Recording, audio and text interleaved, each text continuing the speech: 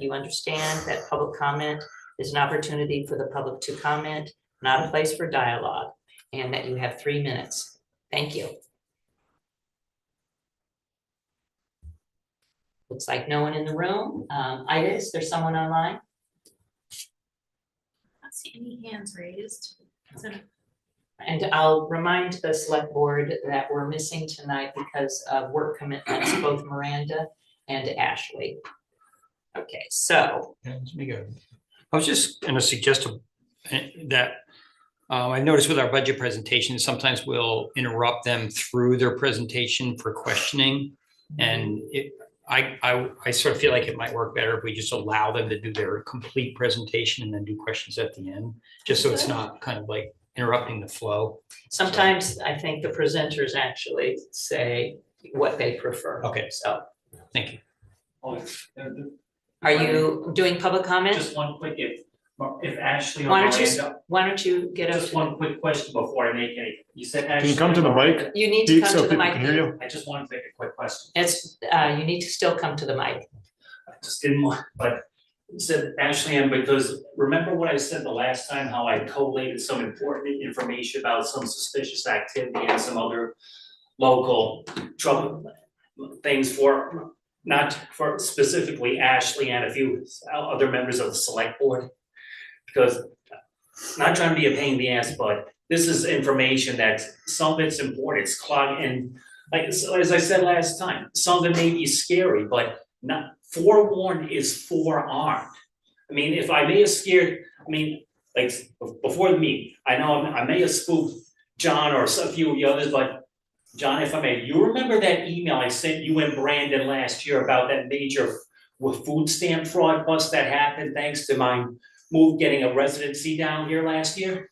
Peter, that's carrying on dialogue if you want to go back. Not dialogue, but this was like, this is just something important because if we all just had to deal with a major crisis because of the government shutdown. And part of it was, this is why I was asking, the same bad actors that were involved in doing that fraud that I helped uncover thanks to my holding my ground last year when I got residency down here. These were the same people involved causing the problems during the shutdown. I mean, I just had to explain to my dad, he didn't realize that he'd gotten an extra reward thanks to me and other people standing up and doing something about this fraud going on, which helped create the shutdown problems in the first place. I mean, it wasn't pleasant to go through during the shutdown, but at least some of it was for the right reasons. And at least some good is coming out of it. Let's hope more good can come out of this. And that's why I say, Ashley, Miranda, if you can't make it here tonight, please get back in touch with me. Thank you, Peter. Okay, so there's nobody still online? I thought we ended public comment. And we're going to select board. We are, I didn't end it. Oh. Okay, Tim had that one comment. I know it is. Need to wait till select board Sorry. comment. Okay, so now we are at select board comments and announcements. Do you want to say that again, or let's move on? That's fine, we can move on. Okay, all right. I'll start with Eric. Nothing for me tonight. Thank you, All Madam right, Chair. thanks, Eric. Ida, No comments. okay, Mike, Nothing for me, thank you. okay, and Tim, anything else? Nope. And none from me. All right, so then we will move on to board report motions and ordinances, and in accordance with this switch, we're going to have the budget request from Sister Cities Committee. And Allison, you want to come up to the mic and introduce yourself and tell us what your presentation is. Hi, thank you so much. Allison Litton, resident of Wilder and French teacher at Hartford High School. And I am awaiting the arrival of our chair. I am the secretary treasurer of the Sister City Committee. And I don't know if you want me to read our proposal or if what the best. That sounds great. Okay. I will preface this by saying we don't have a formal presentation because I just had the opportunity to travel to France and spend some time with members of our sister city. And so I believe that next week I will have a more formal presentation reflecting on that trip. But please keep that in mind as I do this presentation, and then I follow up next week. The Hartford Sister City Committee has some very exciting projects and anticipated events upcoming for the 2026 calendar year. All of these will take place during the 2027 fiscal year. These events include welcoming officials from Sinon, France, our sister city, during the summer or autumn, establishing relationships and creating virtual and in-person exchanges between Hartford students and students from l'École Municipale de Musique de Sinon, which is their regional music school, as well as the Lycée François Mauriac in Bordeaux, which is the neighboring city to Sinon.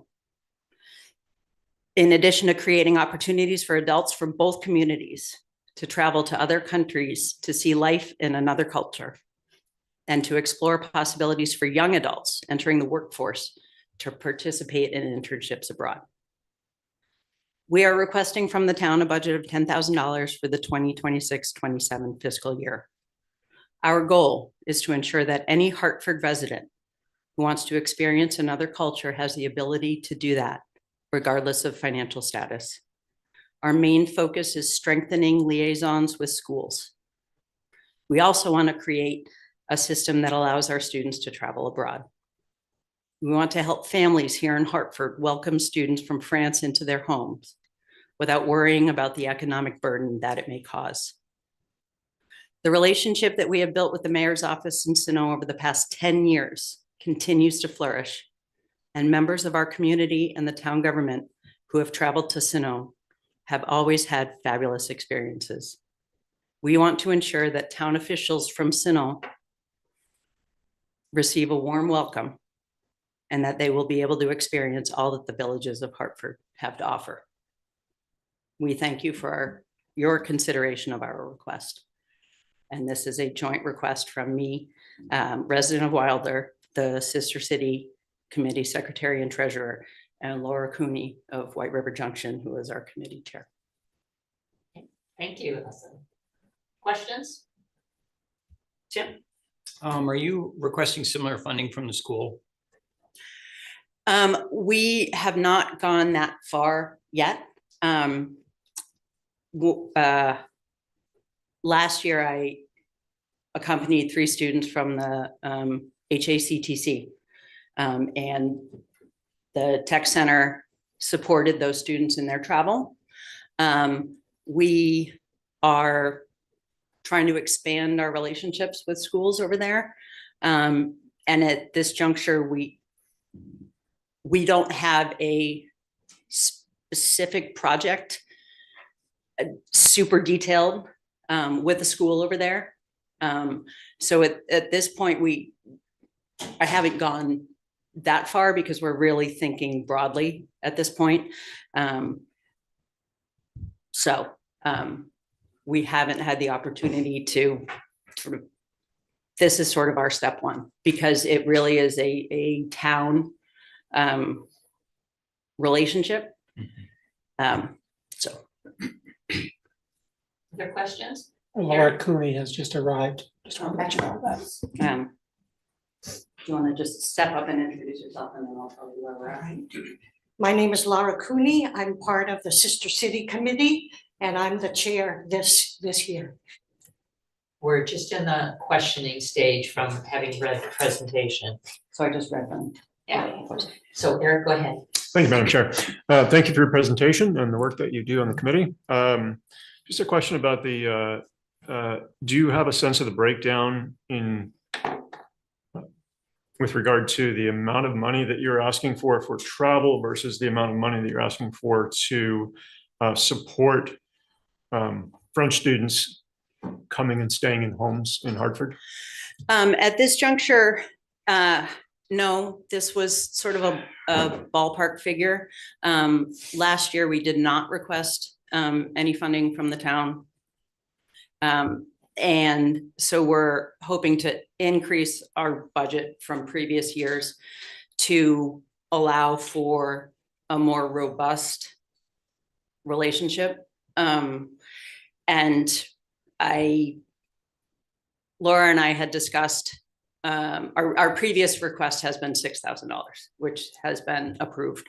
But because we're wanting to expand that, we're going to be welcoming town officials. We can certainly get those numbers, this may be user error, but I didn't go down the path of delineating everything, which I can certainly provide for you. So this was sort of a ballpark figure based on my expenses going there, their expenses coming here.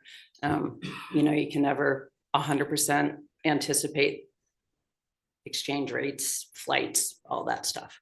Sure. Yeah. I mean, if it's easy enough to come up with a budgetary estimate that's a bit more granular, I would appreciate it. Thank We you. can certainly do that. Yeah. And Allison, do you know how long people would be in Hartford? The past visit, I believe, was 5 days. And we can provide you with the schedule of events that occurred.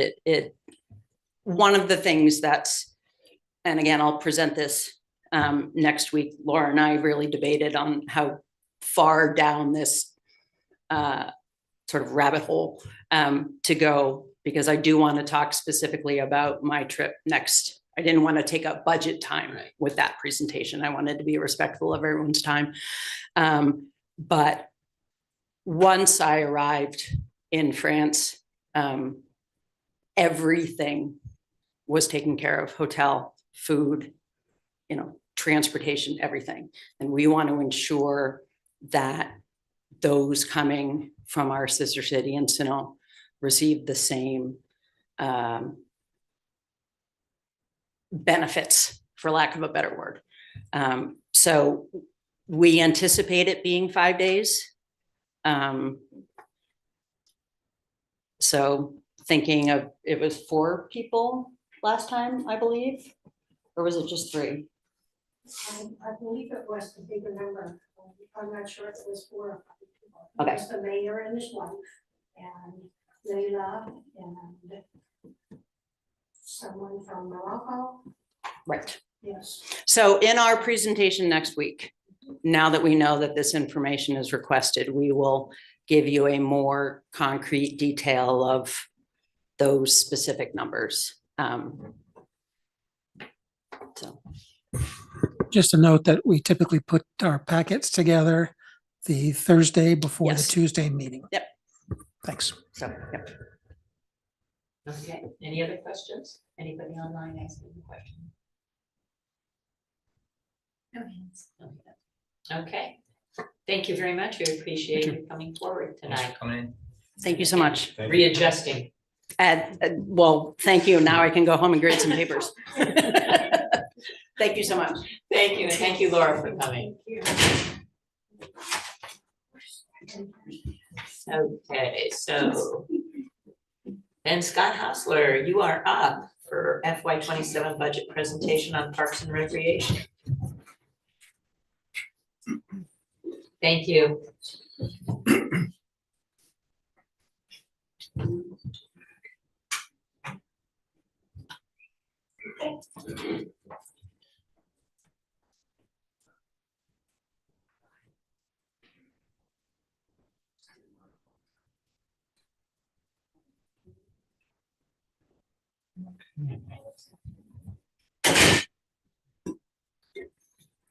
You're out here how to share.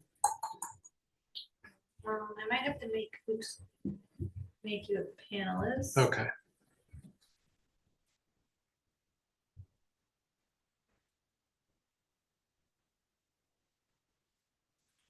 Wait, did that work? There we go. Okay. Now I'm gonna figure out where to share.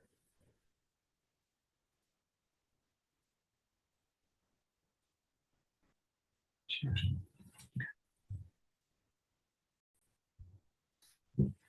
You see the green arrow at the bottom of your Zoom? Says share. Where's Jan at? Or does- I see share screen, host disabled, participant screen share. Oh. Oh, wait, it said you declined to be a panelist. I did. That's not right. But it also lists you as a panelist, so. Oh, boy. No man's land. Always things that super simple and they just don't work. Yeah. Let's see here. They should just be a button at the bottom. What? That's what I thought. So, It's like you're a panelist because you're out there. yeah, I see everything here, right? Let me just put you back to attendee. Okay. And then I'm gonna put you back as a panelist. All right.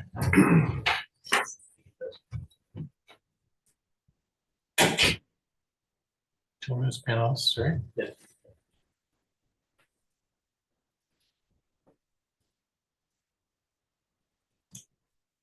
It should be at the bottom again. Under more probably. There you go, share screen. Yeah, that's what I was doing. Yeah, host disabled participant screen sharing. So that's probably a setting in the meeting itself.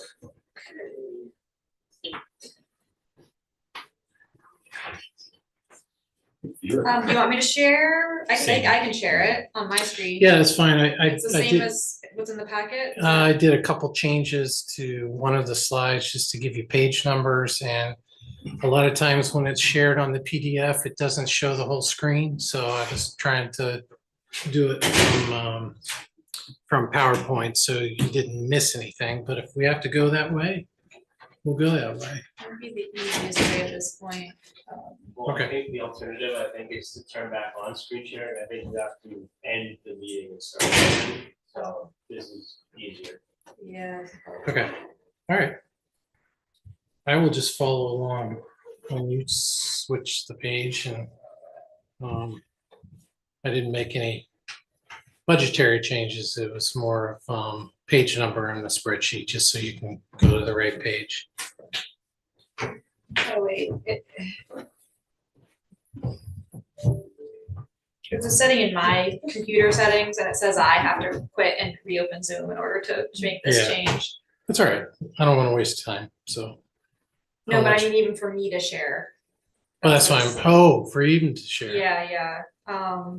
Sorry, I don't usually have this role. I don't know. I guess I have to do that. I have to close the Zoom meeting. Is that okay? Okay. Yeah, that's Okay, sorry for folks online here. We're just gonna end the meeting and then I'll reopen it momentarily.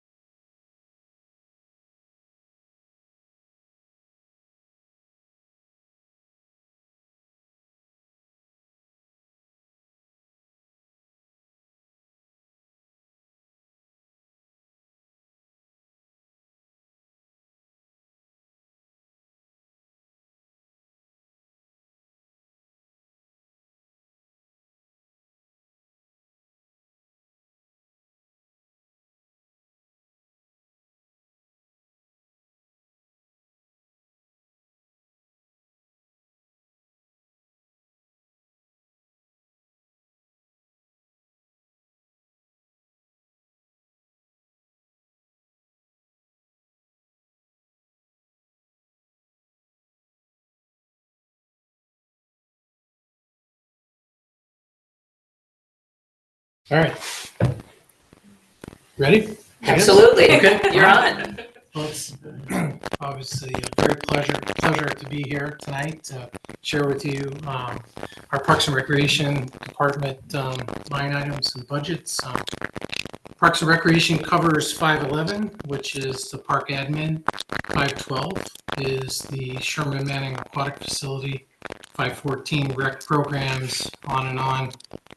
So we'll get through all of these down to 531, which is the Amtrak caretakers. We'll move to the next slide if you like. The oh, there's my support. So we have a mission and vision within the department, and this gives you an idea of our vision and mission statements. It's something for everyone. It's important for us that we provide recreational opportunities for everyone, all ages, all genders, backgrounds. We're also very committed to the highest quality parks and facilities. Our mission statement is to serve the recreational needs of the community by offering lifelong learning through recreational and educational programs utilizing parks and facilities. As you might know, we went through our re-accreditation through the National Recreation Park Association. We happen to be the only nationally accredited agency in the state of Vermont. We're one of 222 agencies in the country that follow the accreditation process. Accreditation signifies that the department utilizes national best practices in all facets of our organization. So from programming to maintenance and operation standards. So we're part of the reaccreditation process. Process takes us through a 5-year reaccreditation and a review of 154 standards. So we're very, very proud of that. Next slide is just our organizational chart. How we function and operate from you folks who sit up here, from the select board to the town manager, and as myself as a department head. We have 2 superintendents in our agency. One is for rec programs, the other is parks and facilities. We have 1.5 administrative assistant. We have full-time and a part-timer. A recreation specialist, and then we have 2 park maintenance crew leads, and then a laborer, and a variety of multiple volunteers, seasonal employees for our pools and parks throughout various seasons.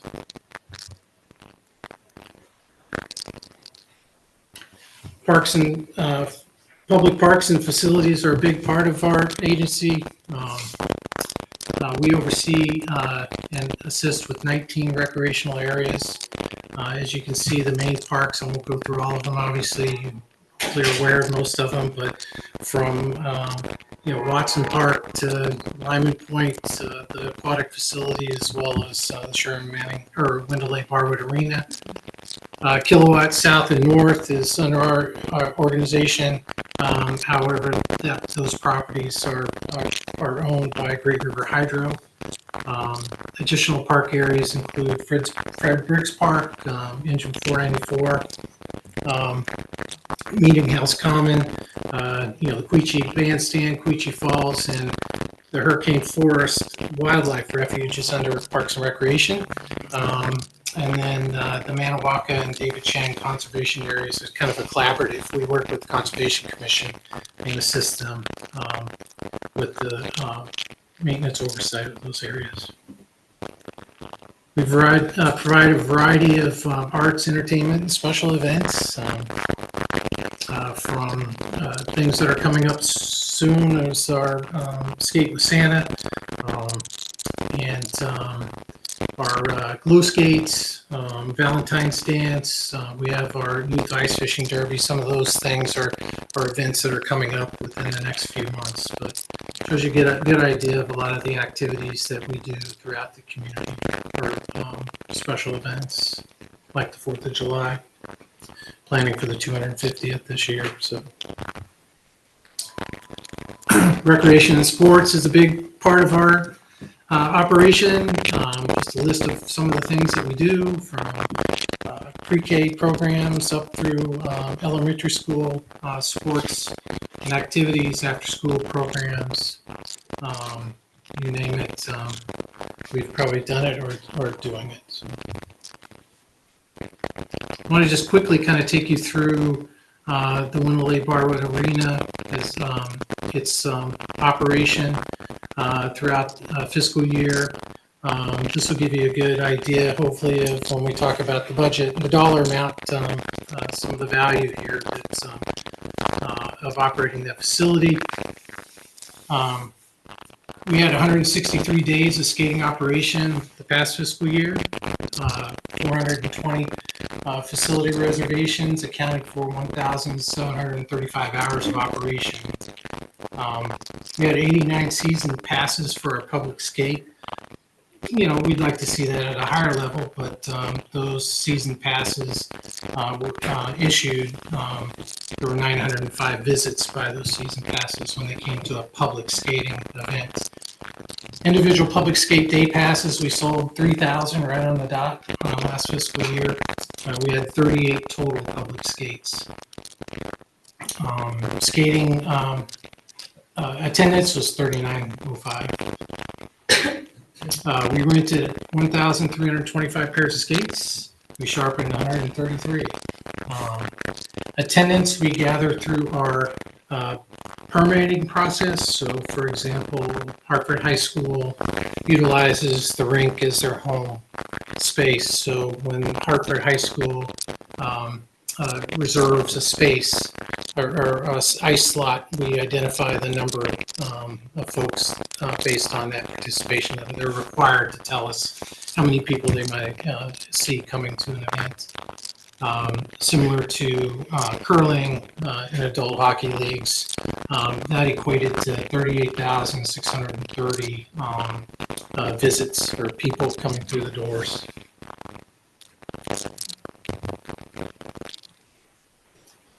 I want to briefly just go over the Sherman Manning Aquatic Facility. This particular report, it makes it easier for us to show attendance versus a fiscal year snap. So in the past few years, we've always just given the summer season for you to look at versus how it crosses the fiscal year. We operated June 14th to the 24th of August. We had 10 weeks of operation. Facility was open 595 hours. We had 3,068 daily pool passes that were sold, so there's just individuals coming in, paying a daily pass. We had 4,100 visits by individuals that had a pool season membership, and we had 209 season memberships. Those folks equated to about 664 people. We had 355 youth under the age of 4 that were admitted for free. So anybody under the age of 4, when they come with their families, they are not charged to come into the facility. 2,750 summer camp visits over an 8-week period. So our summer camp when they came over to visit the pool. That's the attendance numbers. And a variety of events and activities, as you see at the bottom there, that we had in the attendance numbers. We did some concessions this year and sold 1,392 items, which was great. So it's very popular for that. So a total of 10,842 identified attendance during the summer.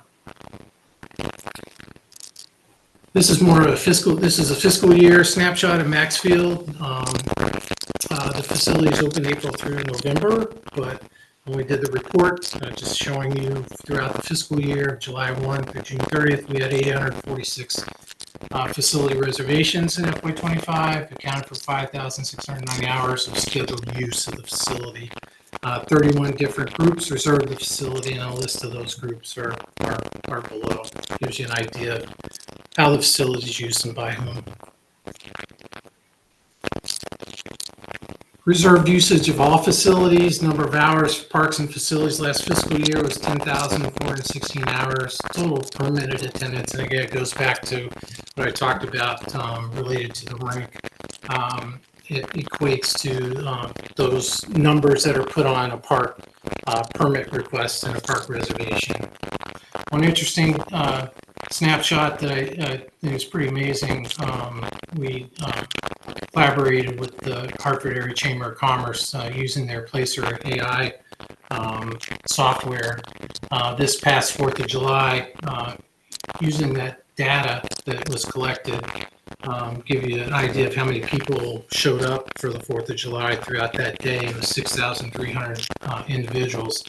You have to be in this area that they identified over kilowatt. I don't know how long you have to be there. You have to be there for a period of time before it actually counts you. That's a lot of people, and it allows us to get a good idea of how many people attend the 4th of July celebration. Maxfield, for example, we took a snapshot from May 1st through October 25th. Is kind of when we say we're open, because April's always a wet season, not a lot going on there. But same scenario when they drew the circle around Maxfield. And again, folks, you have to be there a period of time before it identifies you, and it's all through cell phone data. So this is just folks that are carrying a cell phone. Doesn't mean, you know, it could be the parent in the car or two parents in the car and 3 kids. But it picked up 25,500 individuals visited that park during that time period. So pretty amazing.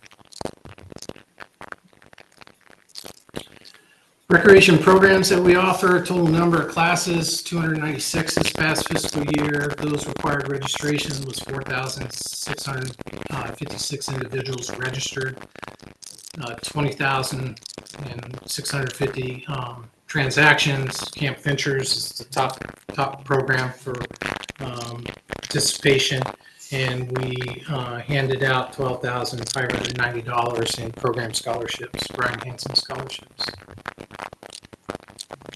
I think it's important for you to recognize volunteers that support Parks and Recreation. We tabulate the number of volunteers that help us. It could be coaches, volunteers at the Polar Express, 4th of July, other activities that we do. 244 individuals performed 4,500 hours of volunteer work. The estimated value through 2025, the national value is $34.39 of value of an individual performing that volunteer work. So when you take that for the number of hours that people support us, it's a huge dollar amount that goes into our how we offer programs in the community, what value they have to us and to everyone. And obviously the benefits of volunteering for us, it helps with staff capacity when we don't have a lot of staff, reduces costs, things of that nature. So part of the guidance, select board guidance and all talked about, future expenses, things of that nature, projects, things that's happening in the, and what we are planning for. So I want to kind of give a review of a few items here, and another slide will have similar things here. But we're going to, we continue to work on our needs assessment, which will be a big part of our comprehensive master plan that we're preparing to select a vendor here. I believe next week our RFP is due for that. So our first phase of that will assist us in our master planning process. And strategically, we're going to continue to move forward on several of these items here over the next few years. The Lyman Point Park planning and final report was submitted, and funding options have been vetted of ways that we can potentially make this a public-private or a public and town-supported project utilizing grants and private donations and other opportunities to potentially move that project forward. Commission continues to work on development of the indoor community center concept. And we look forward to having that part of our planning process. We continue to review and update our capital improvement plan, so that's a consistent thing. Every year we kind of review equipment and needs. Things change within the CIP, but some of these projects remain the same. Annual reviews of that strategic plan, reviewing our mission and vision. So those are things that happen on a regular basis. Goals, strategies, actions are updated annually as well. Our staff review that, commission reviews goals, objectives, and it'll be part of our comprehensive master planning process. And I wanted to just share, the guidance and that you folks submitted, and just give you a snapshot of some of the areas where we're in compliance with the guidance. I think it's important for you to know that our budget is below the 4% after we look at expenses and revenues. There's no potential need for full-time added staff, and how we are operating at this point in time. But I can tell you that, there are scenarios out there where seasonal staffing continues to be a struggle for us. And, whether or not in the future there's removing seasonal staffing and replacing with, a full-time position to do some of those duties, that's always a possibility, but it's nothing that we're considering in this budget period. We continue to follow the purchasing policy when making purchase. Long-term planning is always in place, which keys in on our master plan process. Being an accredited agency as well, we have to follow certain guidelines, and it aids in supporting us in this guidance. I won't go through everything, but at least hopefully if you had an opportunity to look at it, you could see where we work through your guidance in developing the budget.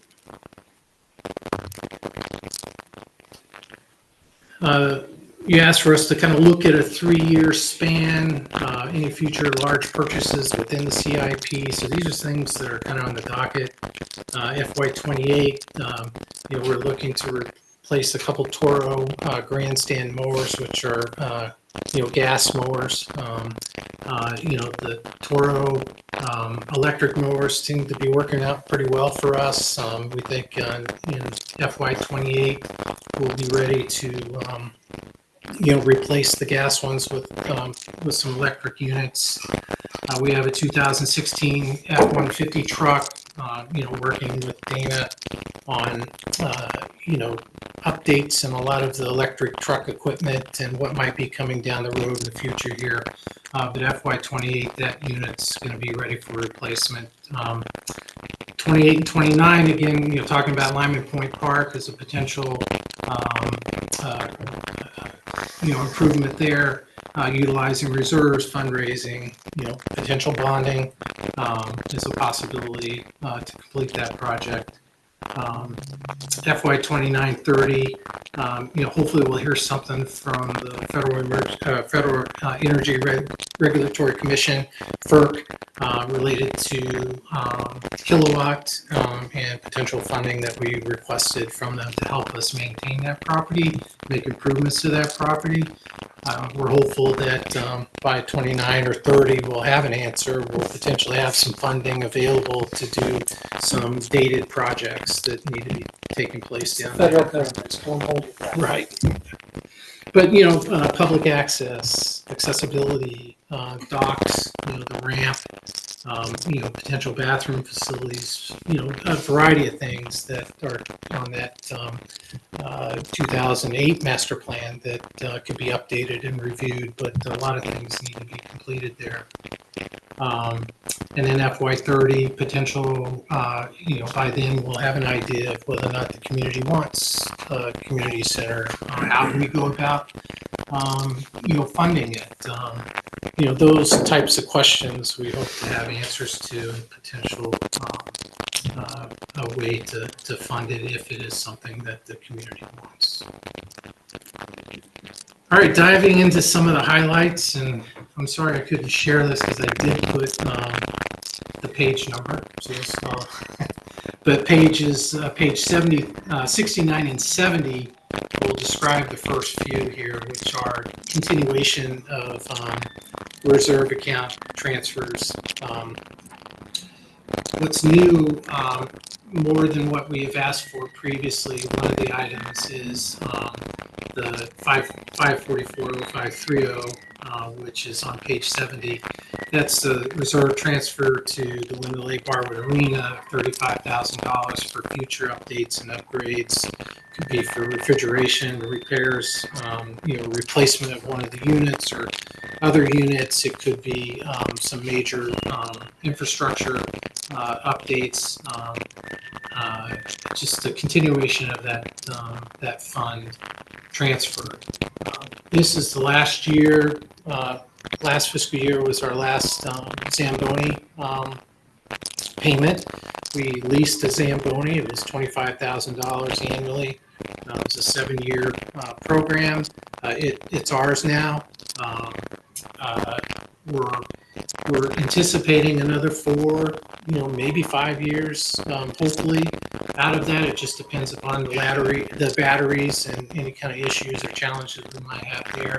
But we'd like to continue the $25,000. So in 4 or 5 years, we have the money set aside so we can make another acquisition and not have a big spike in our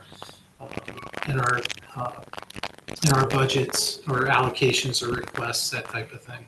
Continuation of the playground reserve fund of $25,000. That's what we're trying to put in place. We've got 25, 30-year-old playgrounds. We're trying to keep those updated. However, we need to make some adjustments and changes to them. So we want to continue that transfer so we have money set aside to help us improve those playgrounds, whether it's adding additional features or removing a playground altogether and replacing with a new one.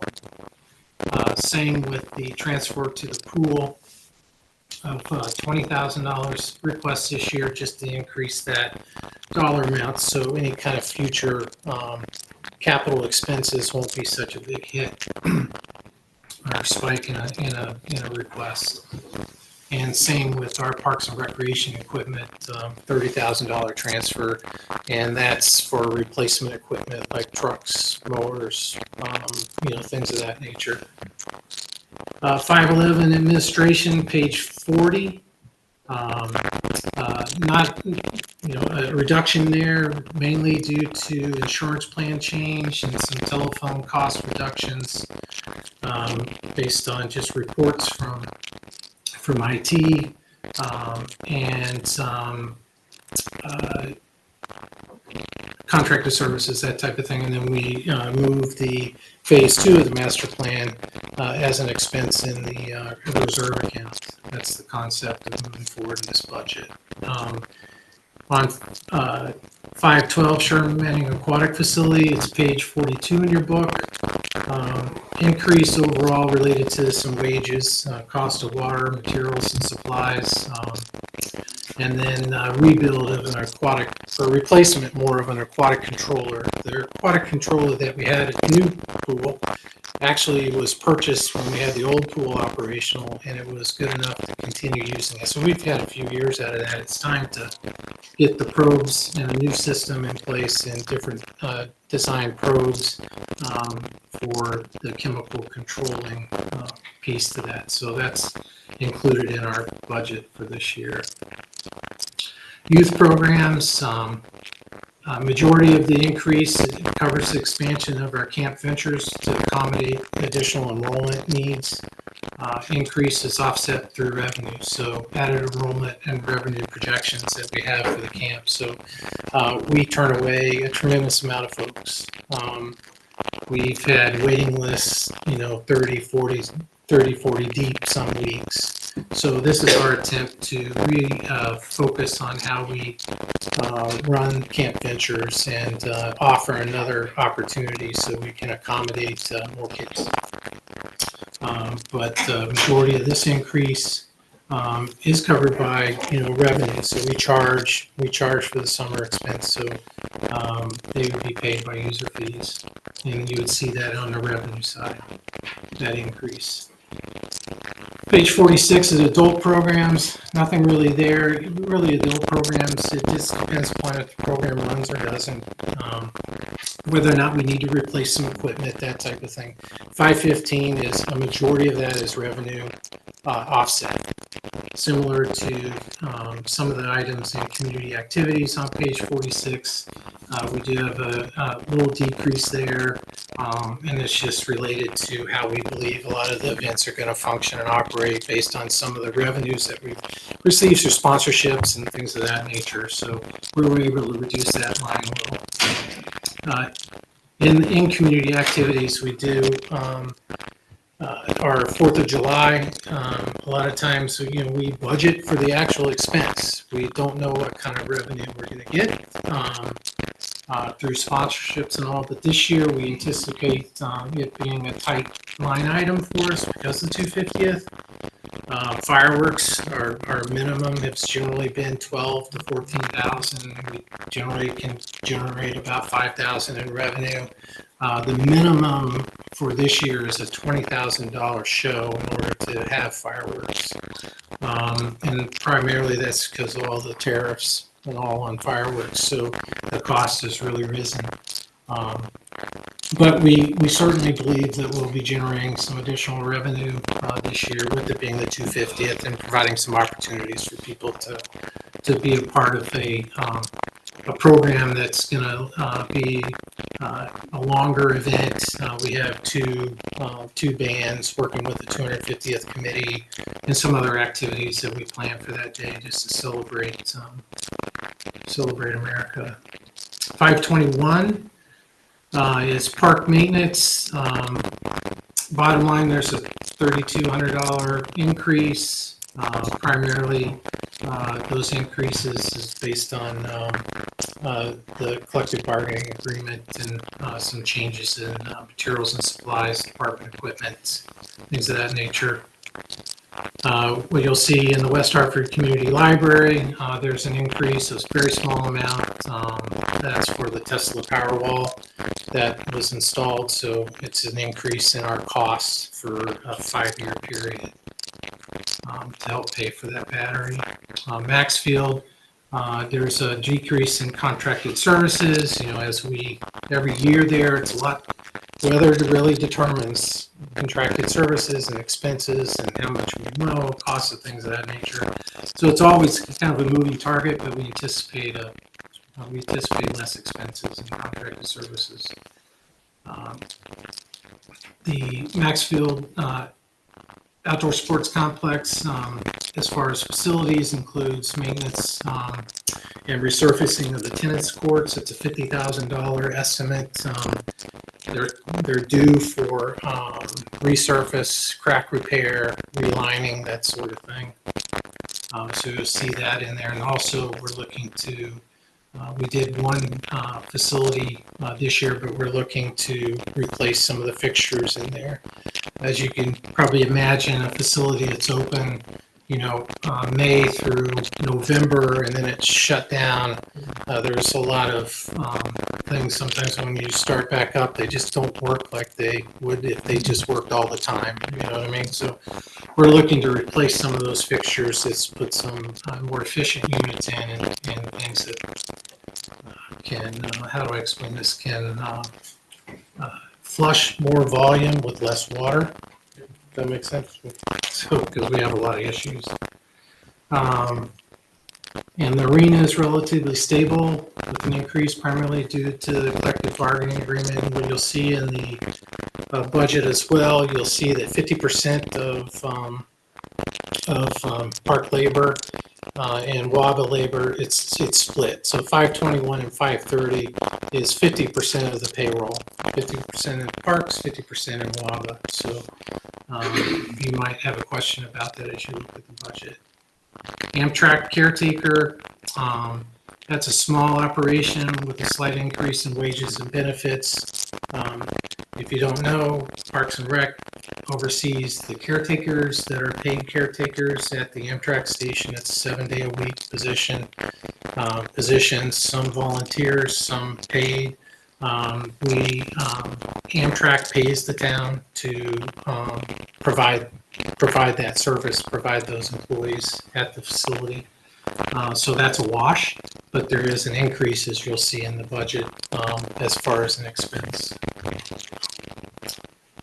By the numbers, pretty much what I outlined there. The proposed FY27 budget is 1.316, so $1,316,656. That's after revenue. So $1.9 million budget with $665 in revenue, $665,000 in revenue. Compared to FY26, we're looking at a $47,630 increase in the overall budget.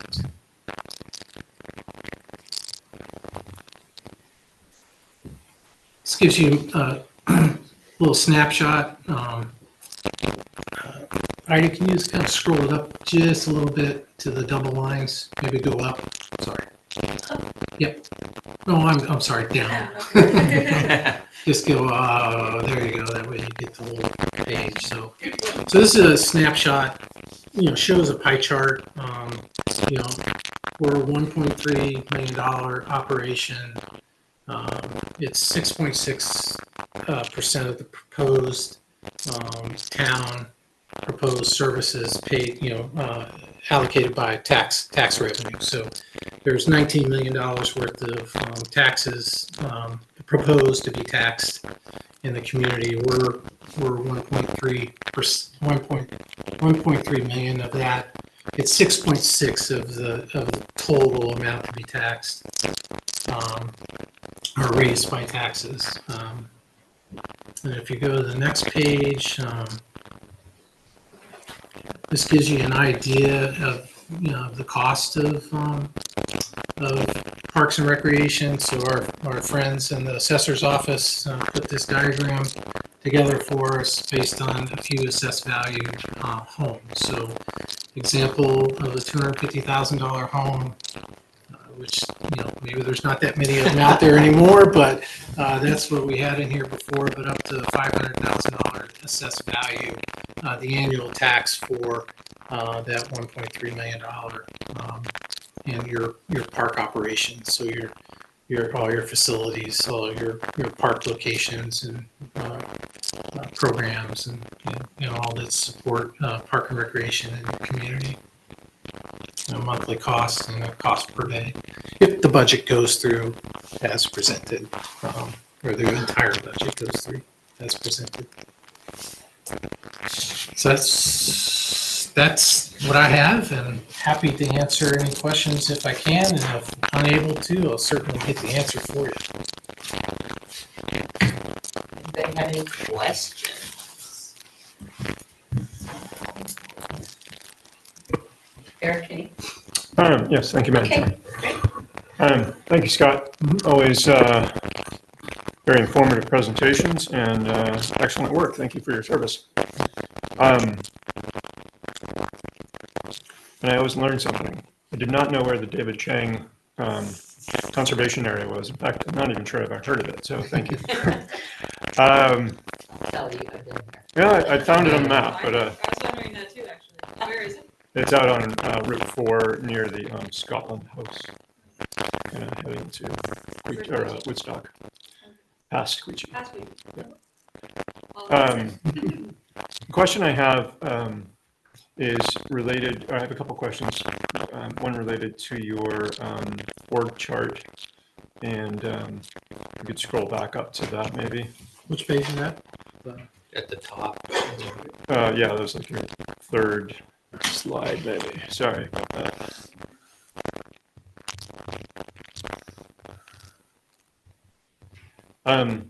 So looking at the left side, you have a superintendent of rec programs. supervising a rec specialist. I don't think the chart necessarily tells the whole story, but is there a reason? I don't understand that structure, I guess, having one superintendent managing one specialist, but maybe the superintendent's doing some other things that aren't reflected here on the org chart. So just to identify the superintendent of rec programs and the superintendent of parks and facilities. So if you look at it as the superintendent of rec programs is managing the recreation division, where the superintendent of parks is managing the parks and facilities. Right. So the rec specialist falls under the superintendent of rec programs. They're pretty much a team. They manage the volunteers. They oversee and operate all the recreational programs. The superintendent of rec programs also is our certified pool operator and runs all the programs at the pool facility, where the rec specialist focuses a lot on our camps and after-school programs and things of that nature. And your administrative assistant, the part-time one, they work approximately how many hours a week? So the part-time one is 20 hours a week. It's split between parks and it's split between WABA, or the Barwood Arena. They focus primarily on park permitting. As you probably saw in there, the number of park permits that we do on an annual basis. So dealing with a lot of folks and scheduling of our park facilities, as well as assists and oversees some of the reservations and working with all the groups related to the arena operations. So that's 20 hours a week during the park season. Generally, when we got 6 months in 521 and 6 months in 530. So the 20 hours a week. Okay, thank you. Scott, you alluded to the fact that sometimes it's been difficult with volunteers, or not volunteers, I guess seasonal staff. What are some of the issues that the seasonal staff face that makes it kind of hard? Yeah, a lot of times. So, for example, Maxfield, that complex was when it was built. There was Department of Corrections that spent 5 days a week there with like 10 folks to do a lot of the daily maintenance and care of the facility. That went away. Ever since then, we've struggled to get somebody even consistently at 40 hours a week just to work out there from April until November. There's still things going on out there as we're closing things up. This particular week, we're finally finalizing everything, but I'm also running a 7-day rink operation at the same time. Finding somebody from April to October is very difficult. A lot of times, we're able to find a student or a college student or maybe a high school student to work for us part-time, but it's a shorter period, shorter window. And you can't move somebody so that they can be working at WAPA during the winter months.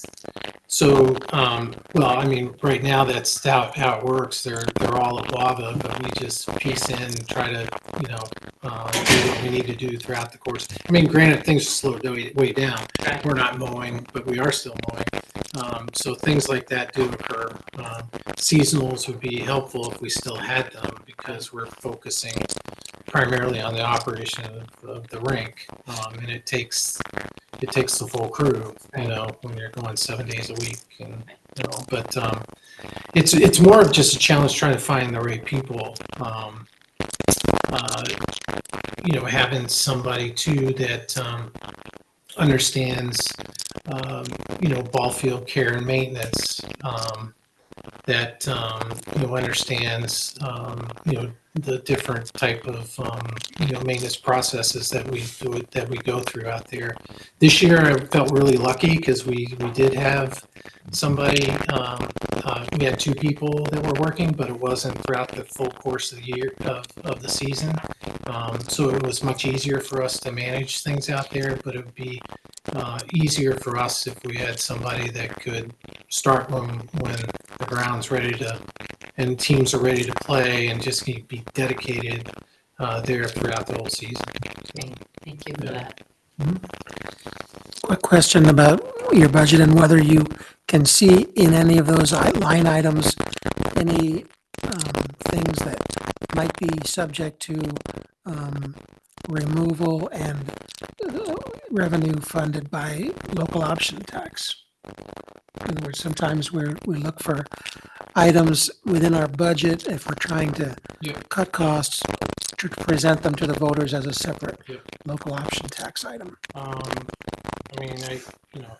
I suppose what you could do is, there is some potential with, for example, the tennis court resurfacing, relining. That could be a combination potentially, using some reserve funding, as well as potential with local options tax, I guess. I wouldn't recommend a maintenance item to go on the local options tax. I mean, it's our responsibility to maintain and care for the assets that we have. I'd prefer not to do that because I think it sends a message that we're not taking care of our stuff. So we don't have enough money or whatever it might be, and we want others to pay for it. But in my particular budget this year, I'm not. Nothing really stands out because we're not really asking for like a purchase of a truck. Right, last year we had a couple of We had a vehicles. truck last year and that type of thing. Okay, good. Thank you. And I have one more question.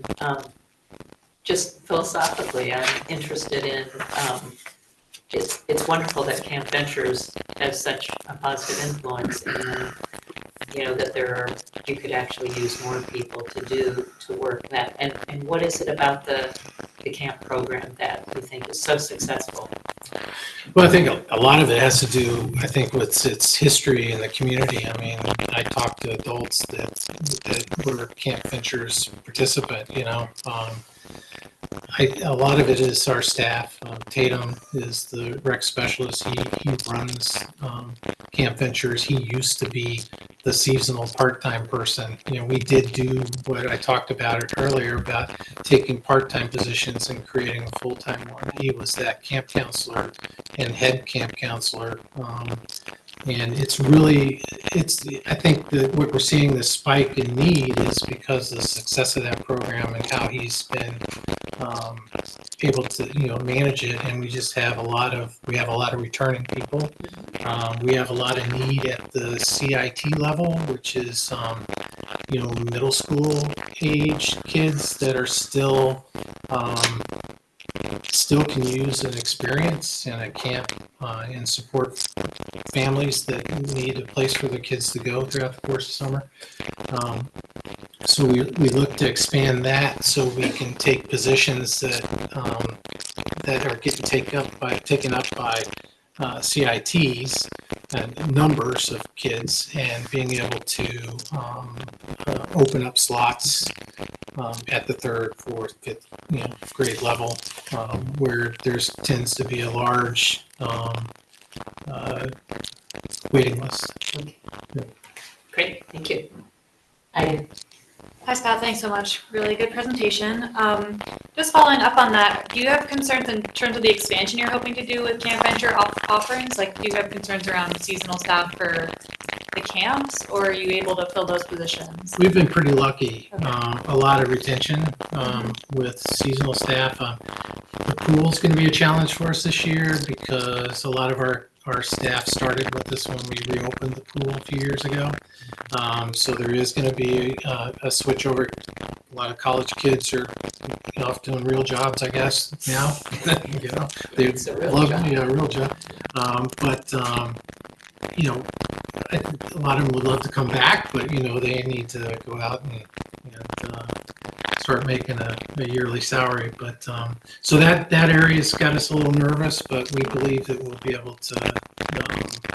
We've got some younger kids that worked with us this year and we also believe we should be able to fill the slots, starting here pretty soon as we start looking for the season.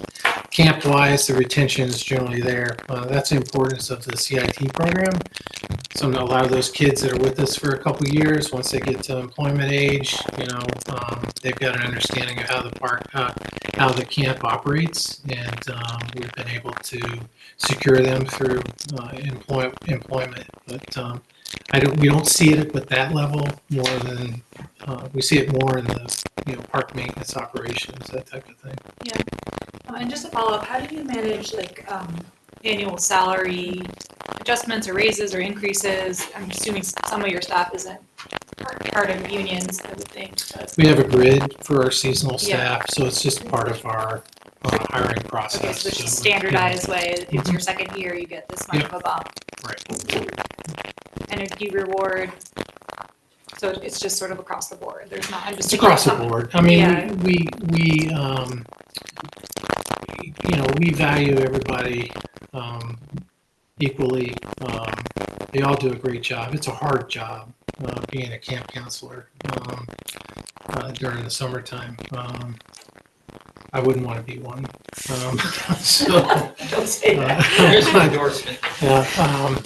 And I think we pay them relatively well. Over the past few years, we've been able to provide a pretty good rate. And, we celebrate the end of the summer and everybody receives, something.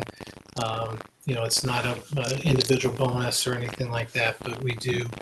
I think I wasn't sure if it was this year, maybe last year, we did some gift cards, for all the staff to honor and welcome them or thank them for a good job. Yeah.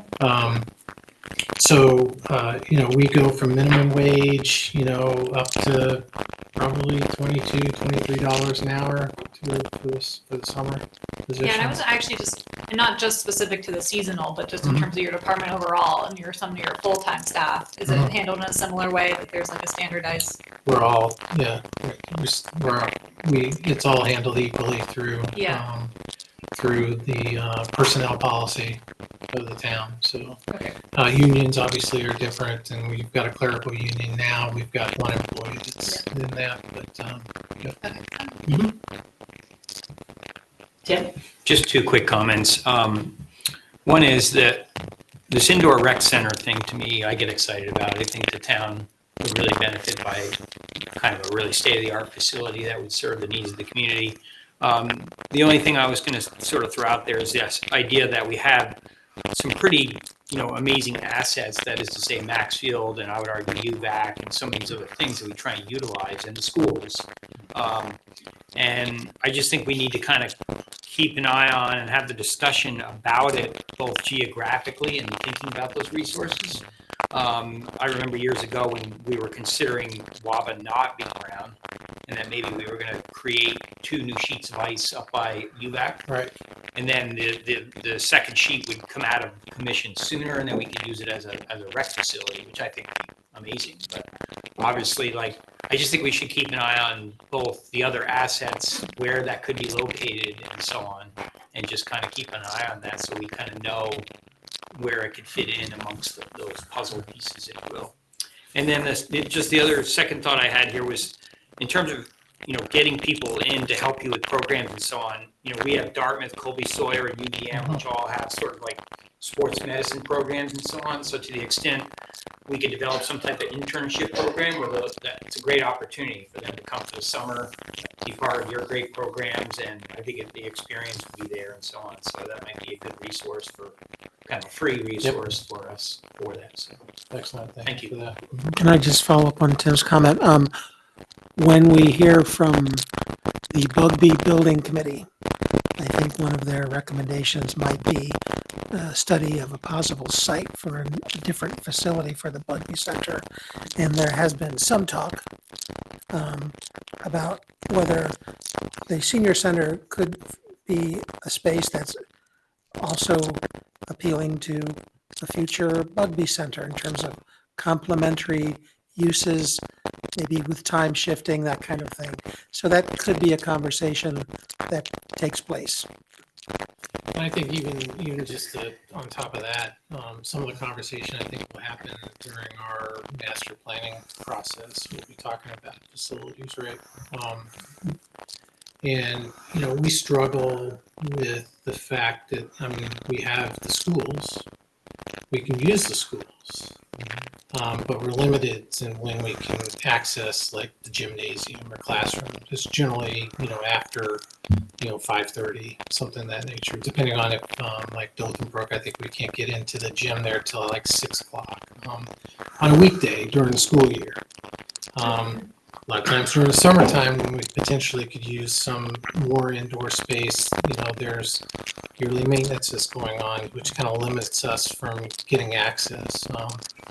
Is there one of the schools that potentially could be utilized throughout the course of the day, so we could do indoor pickleball and other options for adults in the community that have the time, or elder citizens that are looking for a place to go and recreate and all? Is there a possibility for that? I don't know, but generally we can't be on campus, with programs in a school in a school setting while school's in session. So there's a lot of the challenges that we deal with, but there's a lot of need throughout the course of a regular day and during the winter time for other individuals in the community, not just kids after school. Yeah. So. Is there anybody online? I do not see any hands, no. Okay. Really appreciate Okay. this, Scott. That's Thank great. you. Thank you. Appreciate it. Thank you. Thanks. Okay. Next up is the budget presentation for planning and development. I'll get out of here. Yeah, thanks. You plug it in? No, Oh, okay. mine isn't working. Oh, okay. Mine wasn't either, but we improvised. Yeah. We did well. Well, that's what I'm hoping you can do. I don't know what it is today about our computers, but.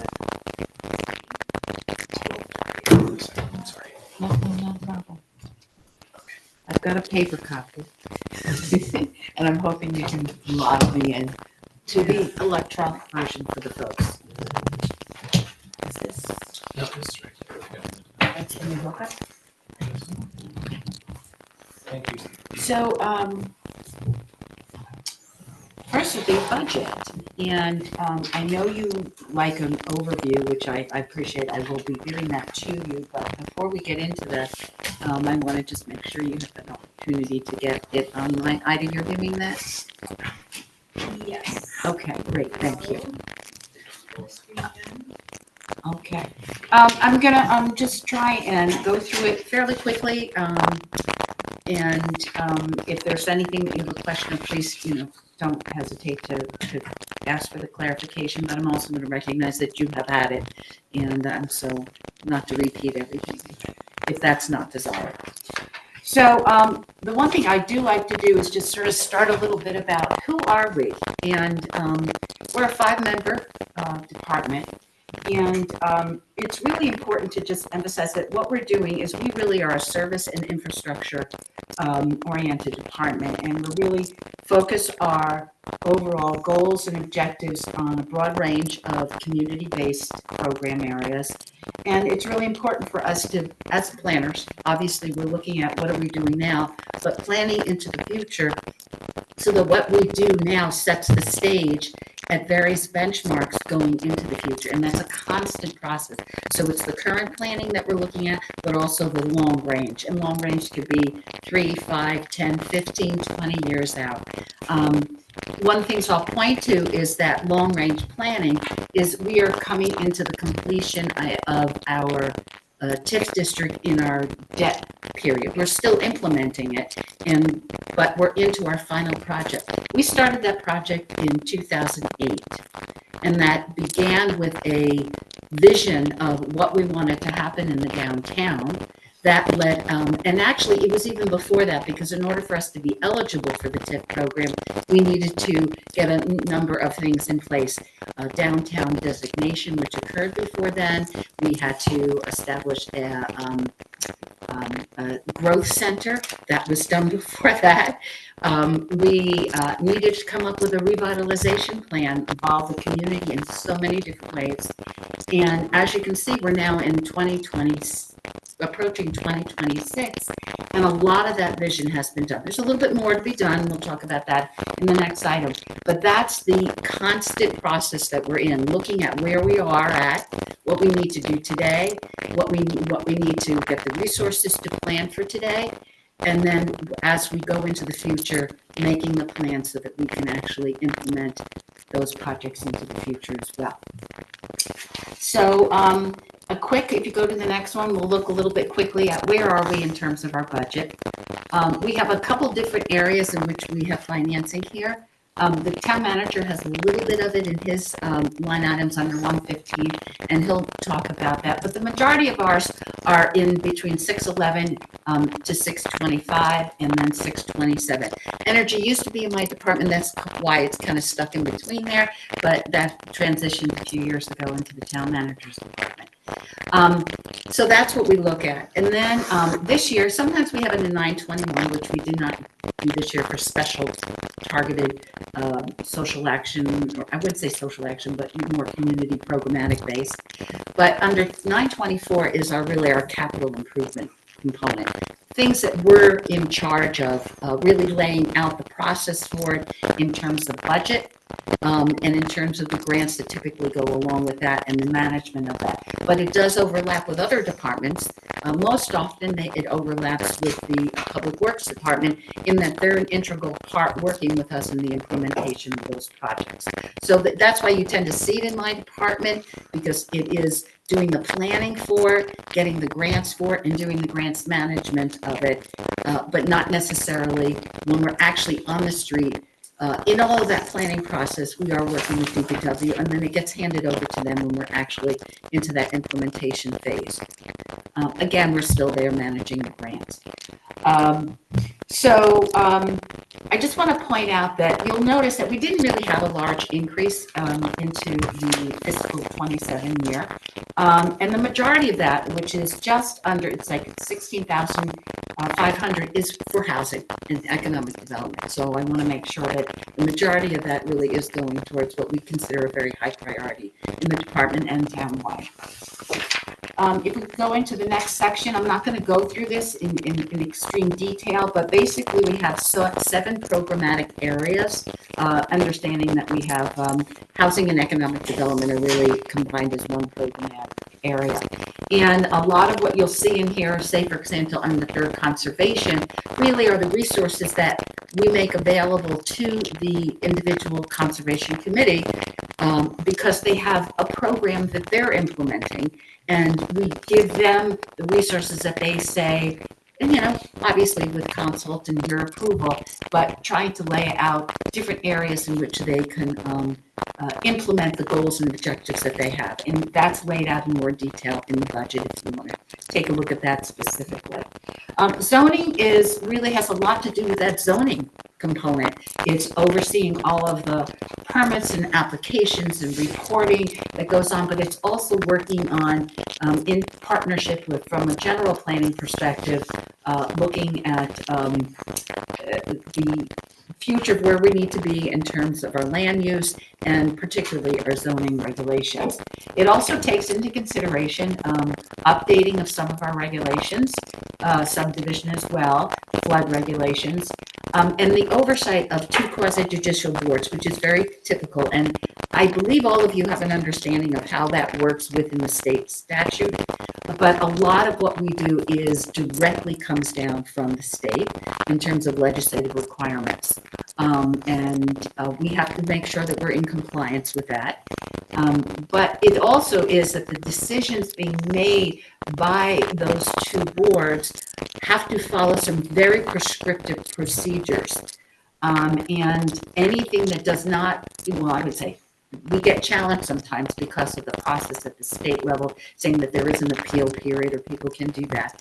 And if it is appeal, it's, and that's a decision by the zoning administrator, decision by the zoning board, and a decision by the planning commission that is challenged, it goes into the state's court system, does not come back to you.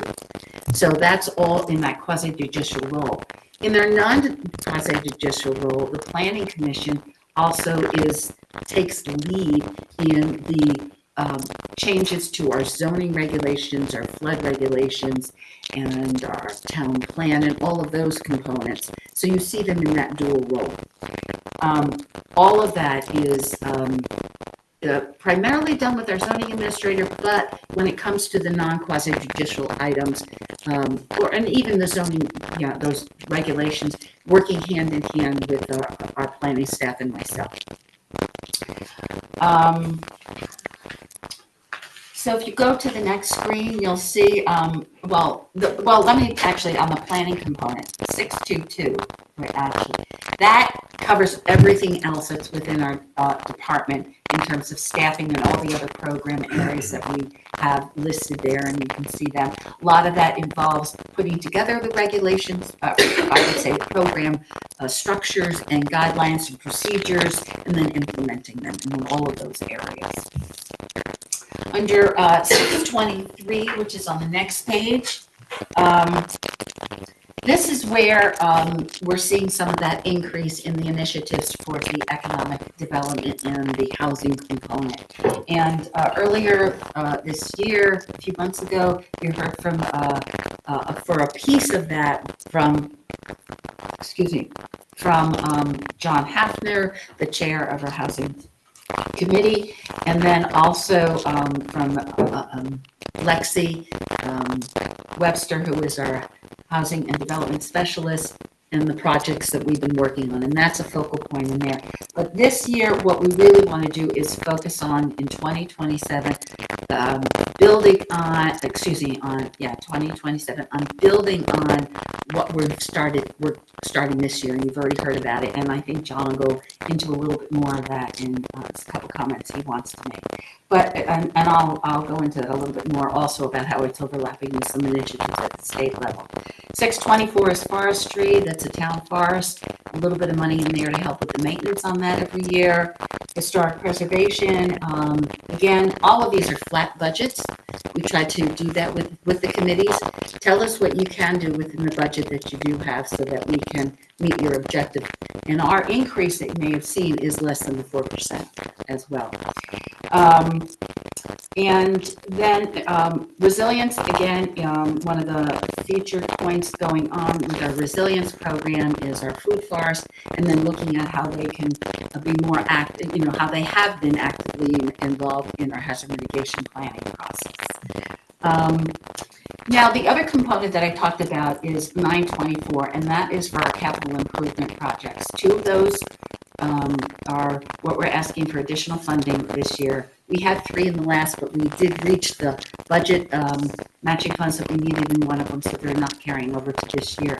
One of them you saw earlier, which was the Quechee Main Street and Willard Road to the bridge Quechee Bridge sidewalk, and that one we were very successful in the last few months in getting an award of $1.5 million, almost $1.6 million for doing the sidewalk from that section, from Willard Road all the way to the bridge and actually to the parking area on the other side. The next one that we want to be working, so those are 2 years that you had identified in that grant application that we would need an additional $68,800 for the next 2 years, which is fiscal year 27 and fiscal year 28. The next project that would naturally follow from that, we had already started putting aside dollars as well, $32,160. We started that in 26, and we have a couple more years to go for that as well, and so that's in this budget. As we go on to the next section, we can talk a little bit more about those highlights. Does anybody need me to stop for a moment, or you want me to just keep going? Oh, okay. Keep going. Thank you, Okay. Lori. The new pilot project that I talked about is a really important one because really what it's doing is giving a little bit of that technical assistance resources that we found out when we not only had two very successful home creators full-day workshops on how do you build an ADU, how do you, are you interested in it, what is the technical things that you need to have as a property owner to do that, an ADU being an accessory dwelling structure. And also looking a little bit more closely at how do we get that smaller scale development in here? Maybe it's a 1 or 2, 3, 4 unit, maybe up to a 5 unit. How do we get some of that smaller scale housing that could be an easy infill housing project as well? And then that being aside, we know that there are people out there that are very interested from an economic development perspective. And those are the businesses out there that can't find, their employees can't find housing and they're having difficulty getting their employees here, and particularly in the food industry and things like that. So we actually have someone who is working on that right now and is looking for how can I make this possible. So putting all those pieces together, and you've heard some of that from John, I'll go into a little bit more. We're starting that off. What can we do to provide some services and technical assistance, maybe $3,000 to $5,000 per unit that we can create, and that could be as simple as, I don't know where my property lines are, I need to get a survey, or my house works on a septic system and I want to put an accessory dwelling unit out there. I can make it available at a lower cost, but I need to get my septic update, and I need somebody to help me figure out how to do that in order to accommodate another unit. So those are the kinds of things we're talking about. And this then, we were very successful in the last few months, being able to be selected as one of 3 communities, all in the state, to participate in a pilot project with the state known as 802 Homes for All. And we have been very active in the last 2 weeks with them in our kickoff meeting and then another meeting that we had today. And it couldn't be more perfect. They are coming from the state level saying, how can we make this be successful for us statewide? And it's paralleling exactly what we're doing as well. So they are coming in with 10 different designs of projects that they had for modular units, or it could be a stick build. They're going to try and get it all permit ready and then create that avenue. And we've seen some of this happen in communities, just Lebanon, they were doing it.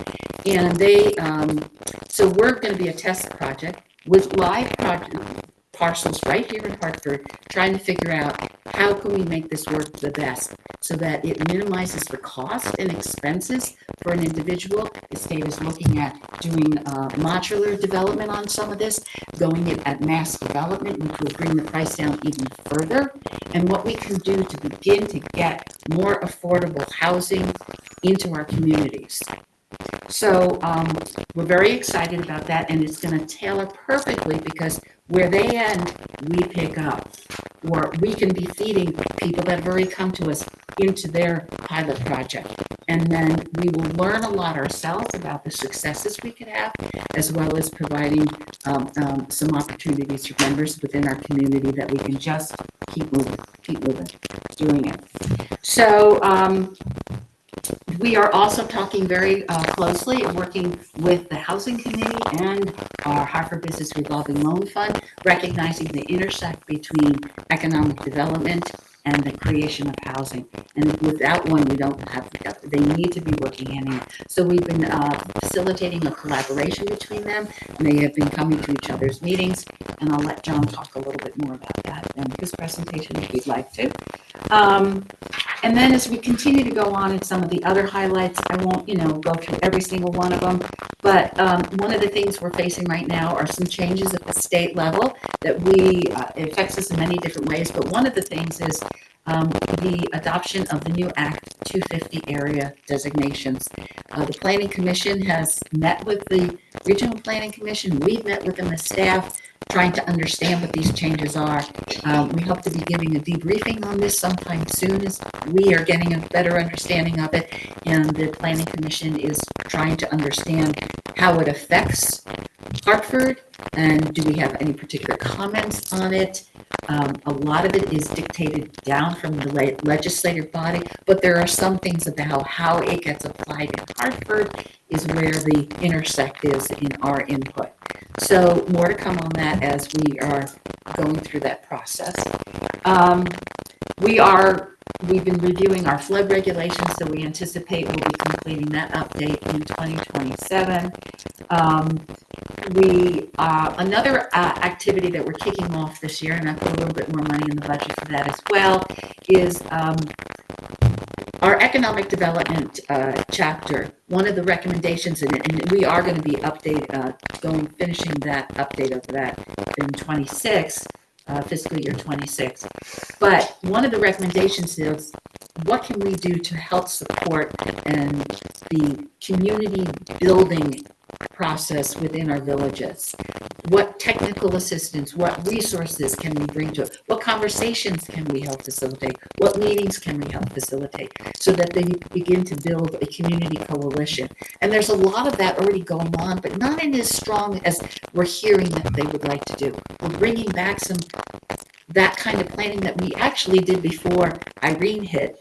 And some of the communities continued on with it and some did not. So we're bringing back some assistance into that area as well. We're going to be continuing on the updating of our zoning regulations. A lot of that will be in 26, but it'll in calendar year 26, but it's going to overlap into 27 as well. And we're just continuing to look at how can we change and improve our regulations. And there may be some things that come out of this planning process that we're doing for the housing that may lead to a recognition of some other changes we may want to do in our zoning regulations. And then there's the development and implementation of the capital improvement projects, which every department has. And then we do have a grant on that. And so we're administering our grant for the development of that as well. But that's coming out of the town manager's office more specifically as an activity. Multimodal transportation continues to be a focus for us as well. And we've talked about that a little bit more specifically, so I won't get into that. We do provide support, ongoing staff support for 8 select board appointed committees. And this year we have a 9th one that we're working on for the 250 committee. Obviously, compliance with town, state, regional, and federal regulations is a very strong area that we have to continue to keep that strength. And town forest management, that was just, there's a town forest management plan that is overseen by the Conservation Commission with staff assistance in that. And then, of course, our biggest effort is always to be doing community outreach and community education and encouraging involvement and engagement with the community on all the activities that we do. Budget guidance is pretty much, I think it's almost covered in all of the highlights and programmatic areas that we talked about. So I don't feel a need for us to go over that. I'm sure that you've looked at it. And then, just again, to reiterate that,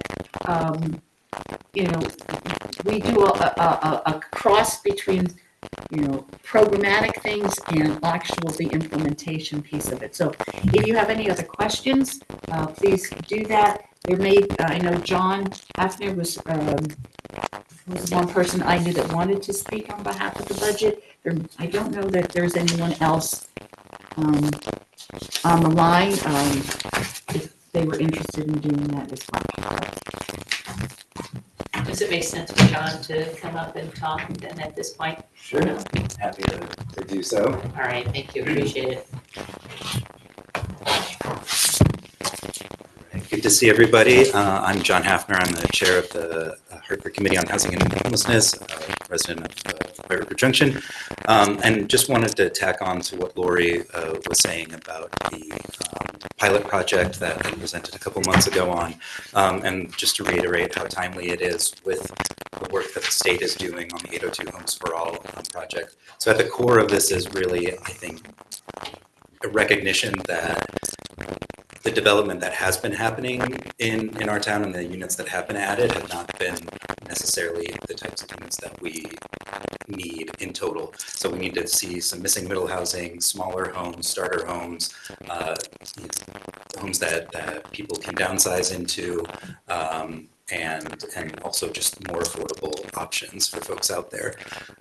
The development community has not necessarily been providing that, instead seeing some more larger scale developments. And I think then what we're trying to do and what the state is trying to do at a larger level is to engage a type of citizen developer coalition of folks that are willing to, I think, take on some of that risk, but then not take on the premium that goes with that risk and turn a development profit on it, but instead just to provide some of that missing housing that is needed and that is affordable. So it's a sort of small start right now. It's just looking at basic technical assistance that maybe, like Lori said, guidance through the permitting process, getting access to maybe an architecture or a septic designer or engineering services that they might not have otherwise been able to access.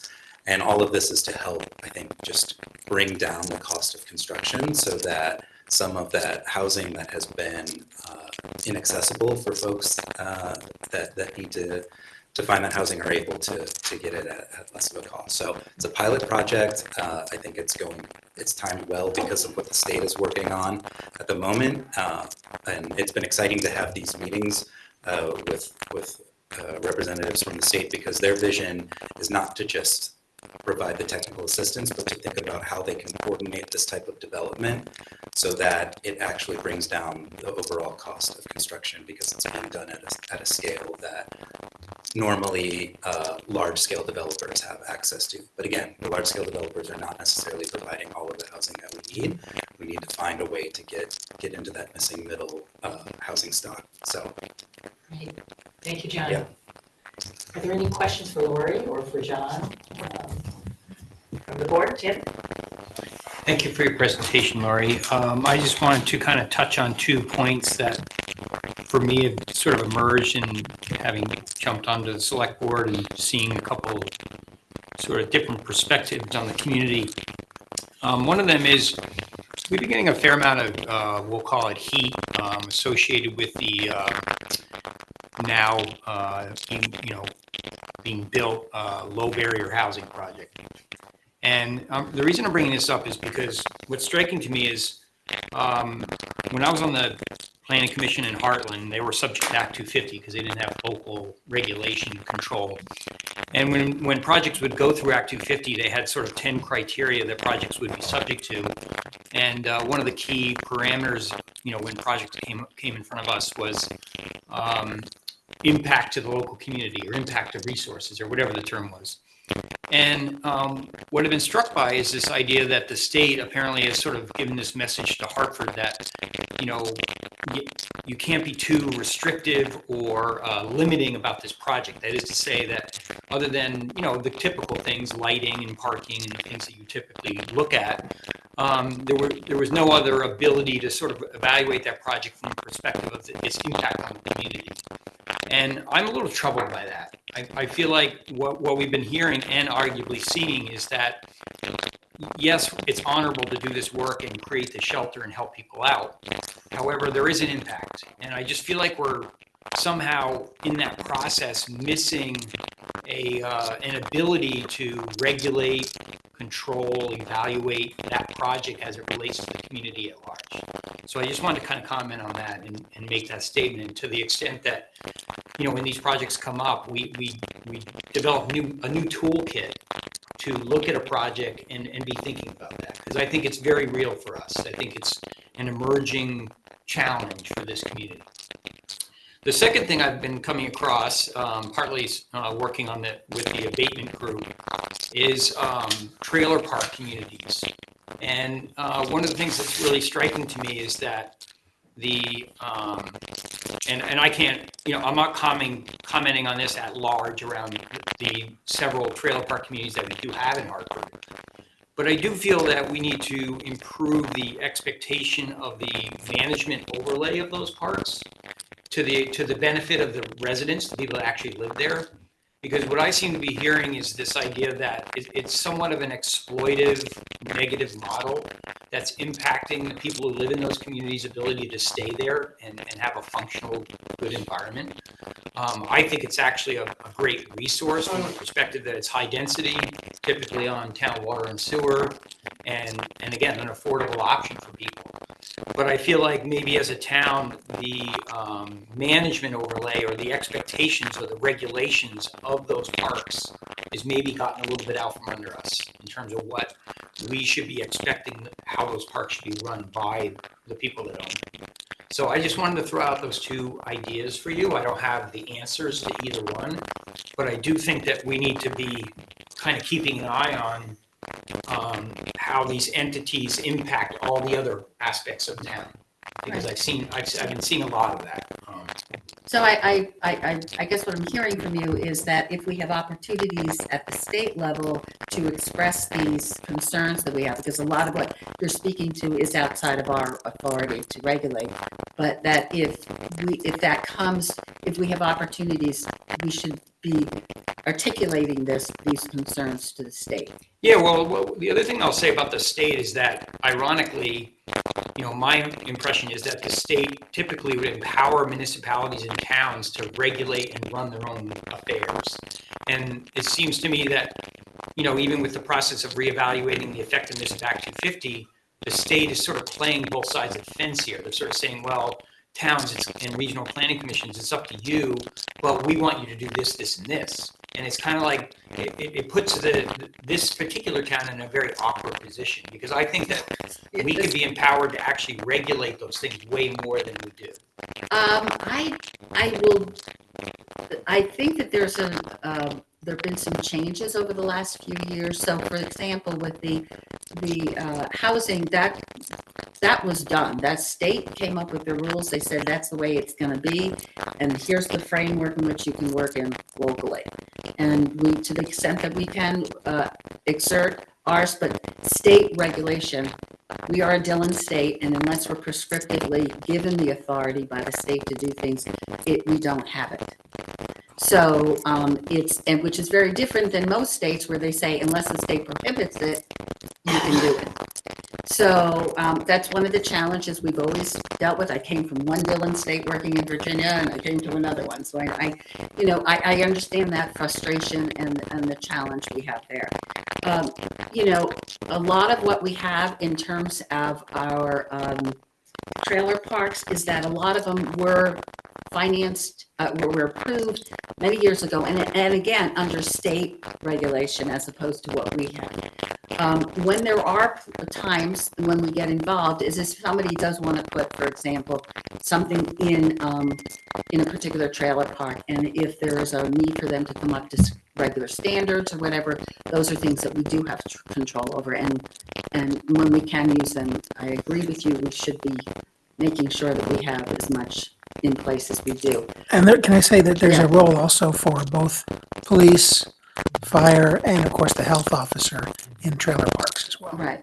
So, but I also hear what you're saying is where our opportunities are, either through our housing development strategies that we want to do, what is it that we can do to make the existing areas or create new opportunities to increase housing in our trailer park areas and to make that more accessible to individuals. And, so I see that as the intersector where we might be able to, with our programs. So I appreciate you highlighting that, and certainly something we want to take lead on when we can. Thank you. So the trailer park. Could you get out John? Tim, I just think that that's a great observation that you've made to point out the concerns around responsibilities the town might have with regards to managing trailer parks. And one thing that has been developed recently is that the New Hampshire Community Loan Fund that supports the ability for manufactured home communities to create resident-owned communities. I believe that they can now offer some technical assistance on the Vermont side for any manufactured home community to be able to purchase the park themselves. And so I think that from a planning perspective, something that would be good is to look to see, are there any parks in our community that are maybe approaching where the existing owner might want to sell the park? Right, like And end is life there, cycle. yeah, and then sort of, I would imagine that there is a kind of natural life cycle to that, where there's owners that are looking to divest of their parks, and then how can we make sure that the residents themselves have an opportunity to be the first, have the right to first refusal there, because we don't want to see then a park like that go into private equity hands or things like that. So just something to, I think, have on the radar, and maybe be worth consulting with somebody at New Hampshire Community Loan Fund. Thank you. Thank you, John. Are there any questions from anybody else on the board? Eric? Thank you, Madam Chair. Thank you for your presentation, Lori, and your service to the town. This really drives home the amount of ground that the Planning and Development Department covers with 5 people. I don't know how you guys keep it all straight, really, frankly. One thing I haven't been able to keep straight yet is, or get straight, is under 924, maybe you could go back to that. It's so page 5 of your slides. You've got 2 items there, 168.8 matching grant. So for FY28, can we expect basically the same amount in the budget? Right, because that is the amount that we had in, we are programming for our match and what we put in our grant and what we anticipate. We may, the challenge we always have, and particularly these days, we don't know what's up and down going on with some of the stuff. You know what your costs are going to be now. We do the best that we can to project into that, like a 3% increase, going into next year. And then, by the time we're into the implementation phase. And we'll keep you apprised as we're going through that process, if there's any change in that one way or the other. And the same for the Waterman Hill Road sidewalk, 32,160, and it sounds like that is something. When you described it earlier, it almost sounded like there's a reserve fund you're going to continue to contribute, and for how many years? Like what? So that should go up. We've been doing it for 24, 25, and 26. Now we have 27 and 28, and the goal is to reach 160K. Okay. Based on what we anticipate a 20% increase matching funds. That may need to be reassessed as we go along again.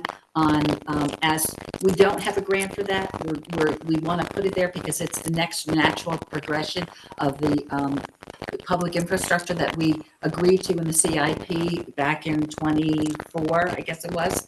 That was put on as a priority from the select board as the next capital improvement project on our list. And so what we want to do is to reassess that, particularly when we go through the CIP planning process that we'll be embarking on shortly. And then as we progress into it, and we get closer to a grant application process, we will do another update in evaluating what the current construction costs are going to be, and we would come to you with that if we go forward with a grant application. Okay. All right. Yeah, I think I just didn't understand the years that you had there. Now it makes sense. Do you have any other? So we're looking to understand department's outlook beyond 27. So these are 2 items. Do you have anything else that's forward looking for 28, 29 that we should sort of have on our radar, whether it's matching funds like these, or whether it's personnel or other things that might come before us in future year budgets? Well, I anticipate that we'll be moving on to the next 5 or 6 year CIP planning process, and there are a whole list of projects that could go in there in terms of sidewalk and bike pads and Well, I that mean, kind of just thing. operationally, just the operational of the department. Operationally, I would see that we're going to most likely want to do more with the housing and economic development, as that kind of completes the cycle in the 26, and hopefully we'll have enough information by fall of 26. By the fall of 26, we'll have enough information on how that's going to start playing out. And we could then insert it into the budget. I expect that that's going to be an area to grow, and it may need to grow notably because as we're seeing around us, the resources that have been counted on in the past are diminishing or disappearing in order to impact our housing costs. And I'm not even just talking about, at the lowest level, going all the way up into somebody who makes 120 or 130,000, 130% of median income is having a difficult time locating in Hartford. And we've been successful in Hartford becoming a destination area, but at the same time, it's creating a hardship for us in terms of anyone working here being able to afford to live here. So that's our goal, and I would anticipate that's going to be an area, and it could be something that would be much more than a $17,000 increase from what we have currently. So an increase in programmatic funding for technical support and whatever for that area. Right. When you say grow, okay. Yes. But you're not anticipating any additional staffing needs or anything on that? Well, I hate to always look that far ahead. Right now, I think having Lexi on board as our new staff person and as we're revving up, that's really giving us a good insight into meeting some of our demand. We may have a better sense of that come the fall. But right now, I'm thinking we're okay. But it's hard to say where it's going to end up. Okay. Yeah, fair enough. All right, thank you. Thank Hi, Lori, thank you for being here. Just one question. I know you've spoken to us about this before, but can you remind me what the funding plan is for the Structure sidewalk to connect the roundabout near 6 Mountain Ave to the new sidewalk section that begins around Dunkin' Donuts up near the VA? Yes, Ballardale Drive. Yes. Okay, so we have a long-standing grant that is for that, and that is one of the ones that we retired this year in terms of our matching funds, and we should be okay, but we're in that earlier phase already. We had to put that aside because we had to wait until the improvements on Route 5 and the interchange had been completed so that we would be able to connect that sidewalk.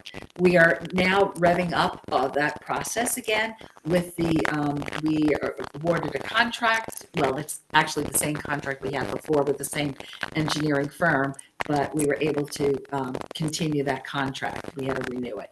And we worked that out with the state. So we have all the pieces in place, and we're now starting to do an update of the engineering plan for that to reflect the changes that were done by the state. We had to put it all on hold, and we didn't want to spend money engineering something that was just going to get changed all over again.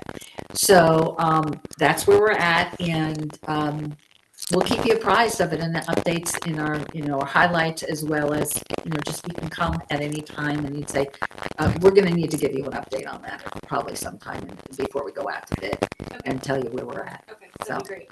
And just a side note, not fully relevant to the budget, but any opportunity to advocate with the state for a crosswalk from the VA entrance to. We actually have raised that question. Yeah, I know we talked about this before, yeah. Yeah, there are some challenges in that, but we have asked them to look at it, and they are looking at it.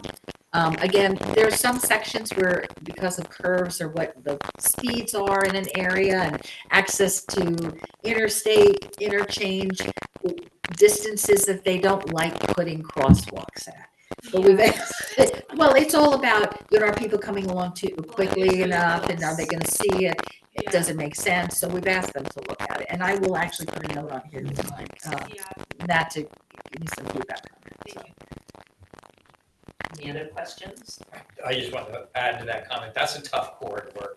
Like, I think it grew up as an auto-centric design, and we're trying to kind of make it pedestrian cutesy, and it's going to be really hard because we kind of want those nice links to some of our other resources. But my experience has always been that's a really tough section to, kind of calm down the traffic and make it work for pedestrians. So. Pedestrians use it all the time. I know. Already, and it's not safe for them. So yeah. Do you have anybody online right now? No hands. Yes. Okay. Is there anybody in the public here? Okay, thank you, Lori. That was very insightful. Okay. And now we move to, want to take a break? Lori's got one TIF matter, which I I think know. will be relatively brief. Okay, that's what yeah, okay, that makes sense. You want to do that before the break or? Yeah. Okay, I'll take that. Okay, and understanding that this is this a first public hearing or? It just- is the only public hearing Okay. that you need to have for this at this juncture. Okay, so Stephanie Clark, if you can bring her in as a presenter. She should be online. Oh, you're bringing them in? I wasn't sure who's doing it at this juncture. Promoting Stephanie to panelist. Should see that invitation, Stephanie, looks like you have it. There we go. And she'll be a presenter. Hi, Stephanie. Okay, we had an issue with this before. Are you, oh, yes. Great. Yes. So, and you, she's been made a presenter. Here she is, and she's bringing up the charts. Okay. We'll get into that in just a moment for your purposes, but I do want to just say what the procedure. Right. So it's a public hearing. Yep. So you need to open your public hearing. Yes, I was gonna do that. I wanted to, we're jumping into things, Right, so. right. So we'll open the public hearing. You'll give the public an opportunity. If you have, absolutely. if they have questions, you want to ask some questions, you can get all of that out during the public hearing. And then if you feel like you're at a point where you want to just conclude and move on and then take action, then you close the public hearing and then you're there. But you can have discussions back and forth with the public and yourself. If you might have a question for them, a question for me, make sure that they have the opportunity to comment on it. And then we can close the public hearing and then move on to an action. Point of inquiry. So last time we had a bit of a challenge because we closed the public hearing and then Yes. there's a member of the public that still wanted to speak. And so is that permissible or are we discouraged from doing that? Or? Well, it's really up to you. I mean, you can go either way. Okay. But I wanted to make sure that you have the flexibility to, you're not making any decisions, Right. but you are asking questions that may have responses that you might want to hear from somebody in the public of a response to that. So you want to keep the public hearing open to that extent. Okay. And that's really up to you about how you want to manage it. But, okay, there you go. So we're gonna open the public, are you ready? Open the Yes. public meeting? We can open the public meeting and then I'll go And- through the memo Right. and then present the information. Do I need to get a motion? Yeah. That's what I thought. Mhm. Okay, I'll take a motion to open the public meeting. Madam Public Chair- hearing. Mike, Public hearing. public hearing, I'm sorry. Madam Chair, I move that we open the public hearing. All right, is there a second? I'll second that. Okay, Tim seconds that. All in favor, say aye. Aye. All right, public hearing is open. Okay, in the context of that, I'll give you a brief overview of this is a follow-up from your October 28th meeting, at which time you did look at the next steps for the TIF implementation of the TIF district. That was in two pieces, one was the phase filing, which we're not focused on this evening. And then the second component is a substantial change for the district. So that's what this public hearing is about. The focus for the substantial change here is two parts to that, which you did review in general form. And now I'm giving you all the specifics to make sure that you have all the detail in front of you that we talked about in somewhat of a summary section. And it has to be more specific because of what is required at the state level. They want, so the first part of it is actually there's 7 substantial changes that are being presented to you this evening. And the first one really has to do with, we had some projects that were a little bit over budget and we had some projects that were a little bit under budget. And so to reappropriate those funds, we have to go through a substantial change with the state. And that is a substantial change to the way it was laid out in the original plan that was approved for us in 2011. Some of those things, so in this particular instance, there would maybe, I don't know, do you want me to go through every single one of them on there or not? I read it. I read Yeah, it. I've read it You've too. all read it, Yeah. okay. So there are a few projects that basically, there's 4 of them that had some minor overall increases in cost. And then we have to identify from what source the money has been underspent that is actually going into that. And that's why the detail is there.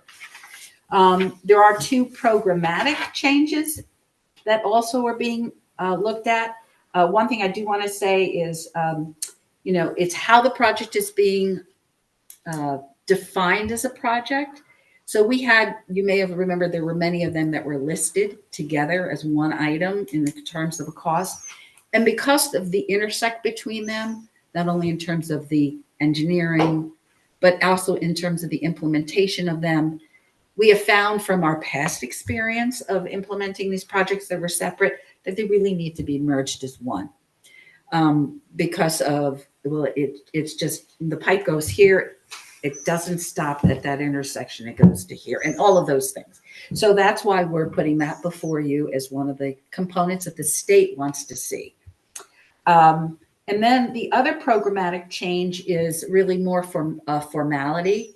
The state legislature passed legislation to extend our period of time for debt, as well as our period of time to collect tax increment from, and it was signed into law by the governor. But somewhere along the line, the DEPC committee, the council that oversees this, said, well, it really hasn't formally been changed within your plan. So next time you come for a substantial change, and before you conclude your work with the district, you need to include this in your request. That's why we have it in here. At this point, I would just leave it to you if you have any questions, or the public has any questions, and we'll go from there. Okay. Does anybody in the public in front of us today here in this room have questions?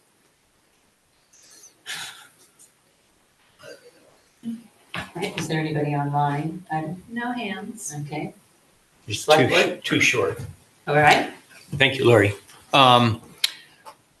So the premise, obviously with the TIF is to attract new development, and I just was curious if if we've been able to have a conversation with the Courier Street improvements in particular as it relates to our new development. That is to say that, I know we've had ideas and Courier is kind of tricky to me, partly because of the sidewalk configurations and so on, but with the potential of the Hotel Coolidge and that kind of, those redevelopment efforts, obviously it would be nice if, are we thinking that Courier Street could be kind of like our, more pedestrian friendly shut off street, if you will, like as it relates to the relationship with that development? Is there any new thinking, I guess is what I'm asking, around that portion of the TIF improvements? Well, what we're hearing from the businesses that working there was when we talked a little bit about this with the DBA, Downtown Business Association as well. It's the circulation, getting better handicap accessibility on there, repairing the sidewalks that need to be done. Circulation becomes a little bit more challenging in there if you close that off into a pedestrian only. But we want, so I don't think we necessarily would cancel it out as an idea, but I'm not seeing that there's a lot of support for it. But if people want to talk about it, we can do that from a design perspective. But we're such a small little area to get around, and with one way, and I'm not sure that the businesses on there want to get rid of their accessibility. You're going to lose parking spaces, and that's the premium, obviously. But, we have to sit down and do a little bit more work to narrow down the specifics there. But those are the things that I've heard, let's get that handicap accessibility for the full length of it. We know we have some challenges of where it overlaps onto the property that would, one of the properties, we'd have to go halfway into their building to get it to be accessible that way. So we may need to get a little bit creative that way of how we do it. So, yeah. The only idea I'm throwing out there is the concept of we really don't have any, we'll call it pedestrian fun space. And the idea, if you look at a lot of municipalities, they'll have an area that is open most of the time. But if you have an event or something where it's appropriate to close it for a little mini concert or something like that. And, you know, Lebanon obviously has Colburn Park and other assets that we don't have. So it would just be nice to be thinking of maybe that's a suitable opportunity. So just Right, throwing yeah. that out I there. know one of the challenges that we face in the downtown is because the buildings are so close to the edge of there is, it's not like, you know, they have in Burlington, you have this wide area that's been closed off. Some of it has to do with just their ability to get emergency vehicles in there. Yeah. And as it is, it doesn't even meet the standard. The street widths are too narrow typically to meet the standard, but the fire department does the best that they can under the This- circumstances. Sir. I did. Just, I mean, I'm not sure if you were here when Adam Grounds presented the part of his concept for the Coolidge redevelopment, but part of the proposed concept, that he's A little been working on is having courtyard. sort of like Sort of a Yes. courtyardy a kind of- courtyard. On where- their yeah, and property. sort of that central Yeah. area, it's not the street, but. But it's a courtyard, yeah. Yeah, and it, I mean, I think it would add a lot. It's Kim Souza 2.0. is what it looks like. So, I anyway. mean, like, yeah, but So- seating and sort of like green space Yeah. and outdoor gathering, like Yes. central gathering Yeah. area with more like widening the alleys, so it's not just the Courier Street entrance. but, Yeah. yeah. And I know that part of what you're also asking for is wanting to make sure that there is that community engagement in the plan, Mhm. you know, And as then, we're laying it out. so then the other kind of question around TIF at large is, do we get the benefit of the adjacent improvements in value, not just of new development, but of the improvement of value of existing properties? So my example would be like, for example, the Vermonter Hotel, we refer to it as that. The fact that Mike Davidson came in, fixed up those apartments, it's got new improvements, so obviously it has a greater value. So the existing buildings are experiencing Yes, an we get all increase in of that. value. That comes back into the TIF as Everything, well. because our nexus and is 100%. So any improvement within the district is having a positive impact on the property valuation is the premise there. And we had to establish at the beginning of our TIF district plan, when it went before them, that connection was there, that nexus was there. And so we continue to have to do that. When we go to Lepsy this time, we're going to have to make sure that that continues to be Yeah. valid. And it is. Yeah. I mean, you can just see it's Carrier Streets, the backside of this, and, you know, Yeah. everything that we're doing is interconnected. You know, people need to be able to walk from here 3 blocks down, you know, to the grocery store. So all of that is connected, you know, and it needs to be there. Great, So- thank you. Any other questions from anybody? In the room, outside? Eric, do you have another question? I don't, Madam Chair, but if we don't have any hands online and if we don't have Yeah. anyone racing to the Yeah. podium, I can make a motion to close the public hearing if we're ready for that. Absolutely. All right, then I move that we close the public hearing for the Hartford TIF district substantial changes. Sorry. Second from Mike. All in favor, say aye. Aye. Aye. 5-0. Thank you, Lori. Thank you, You're Lori. welcome. All right, Thank so- you. Do you need You an, seem surprised. I'm not the last one. is the board, would you like the board to take any kind of action? If there was an action requested. Yes. Oh, I'm sorry. You're right. You do have to take That's the right. specific. So I'm much. sorry. I apologize. Yes, you do have to take the specific action that's requested. Right, Yeah. yes, Mike? I move that the select board approve the substantial changes proposed and authorize the select board chair, town manager, or staff to communicate this to the Vermont Economic Progress Council for its approval. Is there a second? I'll second. All right, Ida, all in favor, say aye. Aye. Aye. Thank you very much. Thank you all. You're welcome. And we will take a 5-minute break. Can I say one thing about the next part of the hearing, part of the meeting? I have 2 budgets to present. I'm going to propose we deal with my second budget first. That's the one that deals with appropriations to libraries, cemeteries, and other groups, which I think is the reason for much of our large crowd tonight. Thank Unless you. you want to stay here till 10 o'clock. Yeah, you're certainly welcome to stay beyond that.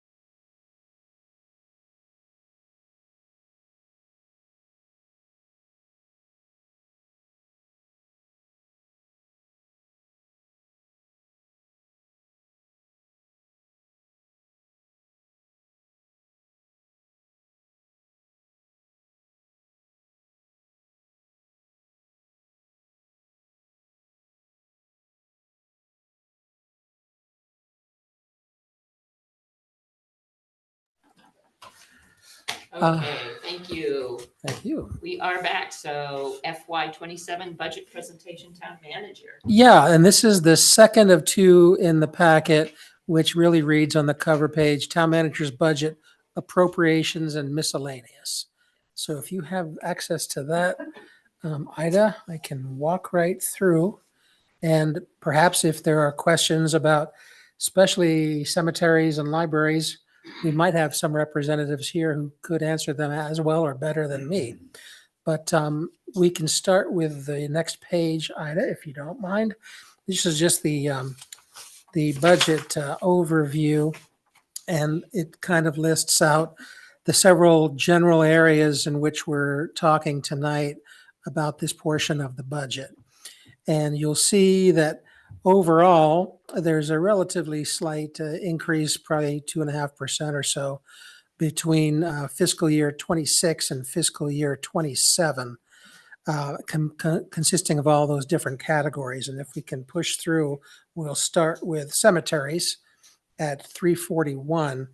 And you can see that they're basically stand pat budget proposals, with the one exception for cemeteries being the Mount Olivet Cemetery, St. Anthony. And I did produce, I think, in the packet, a couple of pages from St. Anthony's kind of explaining their particular situation. But beyond that, again, everybody else is pretty much staying the same as their previous year's appropriation. Moving to the next page, we've got community health, and we've listed there the special appropriations requests that the town has received by our deadline of November 17th. There's one entity that is petitioning because they did not get funding last year, but it previously had gotten the amount of $51,000. That's Home Community Health, visiting nurses, I believe. And for whatever reason, they did not seek funding last year, and they are petitioning this year. Generally speaking, when I know someone's petitioning, I assume that they're going to be successful, and that budget, that amount goes into the budget. We've also had several other agencies reapply for the same amount. That's how the process works for social service appropriations. If there are no increases, there's no need to petition, and they're included in the budget because they had been previously approved. The next slide refers to senior services, and this is mostly derived from the Bugby Senior Center budget, which is overseen by Mark Bradley and his board. And this year, there were some increases due to experience last year with more repairs and maintenance than they had previously been budgeting for. And they kind of got stung by that last year, and they're hoping to be more conservative this year to cover more likely events with a deteriorating building. And again, I think we'll hear more from the Bugby folks about their needs in terms of most basic low-hanging fruit to be done to maintain that building going forward. Next item is low-income services. And I'll just note there that SEVCA did not make an application this year, so they've missed our deadline. They had previously been the recipient of $9,000 annually. Next slide is youth and adult services. That's line item 424. And again, the family place is a previous recipient of social service appropriation dollars that did not reapply this year. So they've been zeroed out, at least for the moment. And there's an impact on the budget, which has come down by that amount. General appropriation services, 425. We have pretty much continued request for support in the same amounts from Advanced Transit, our friends at JAM, Tri-Valley Transit, the Hartford Historical Society, and the Hartford Community Coalition. And then on the final page of this particular report, maybe we can, I don't know if it can be turned sideways or not, but you've probably got access to it. And you'll see that there are some increases there, mostly fairly modest based on the previous year's budget. The one that stood out a bit was the Quechee Library request. And again, because of the more substantial nature of that increase, I asked Michaela Laval to produce a letter kind of explaining that for the board's edification. And she has provided that in the materials that were associated with this report in your packet. So with that said, I wonder if there are any questions or concerns to address, or anybody wishing to make remarks in support of their particular budgets.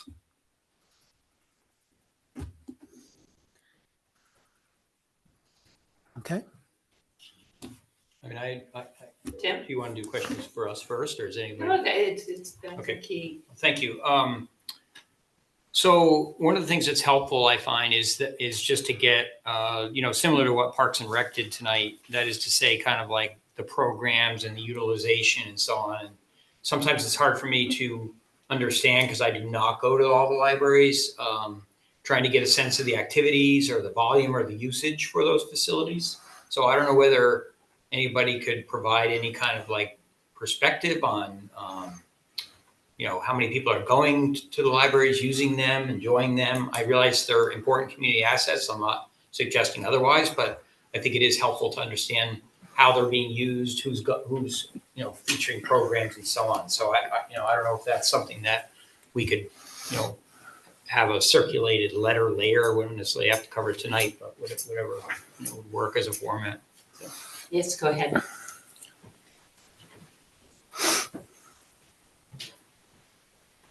I'm Nadine Hodgson. I'm the director of the Hartford Library. And in my town report narrative, I give some basic statistics, and I can just kind of go over those quickly. During fiscal year 2024-2025, to the Hartford Library, there were 11,645 visits, 25,752 physical items, as well as 4,435 digital items circulated through our library. Adult programming included monthly book discussions, other program presentations, Vermont Reads book discussion. We participated in the Old Fashioned Village Christmas with other organizations in the village. That's an annual event that we're doing again this year. We kicked off our year-long celebration of the semi-quincentennial with a colonial fashion program and an adult summer reading program. And future plans include children's programming around that. For programming for children, we have weekly preschool story hours. We have a reading club after school program for older children, board games, Lego club.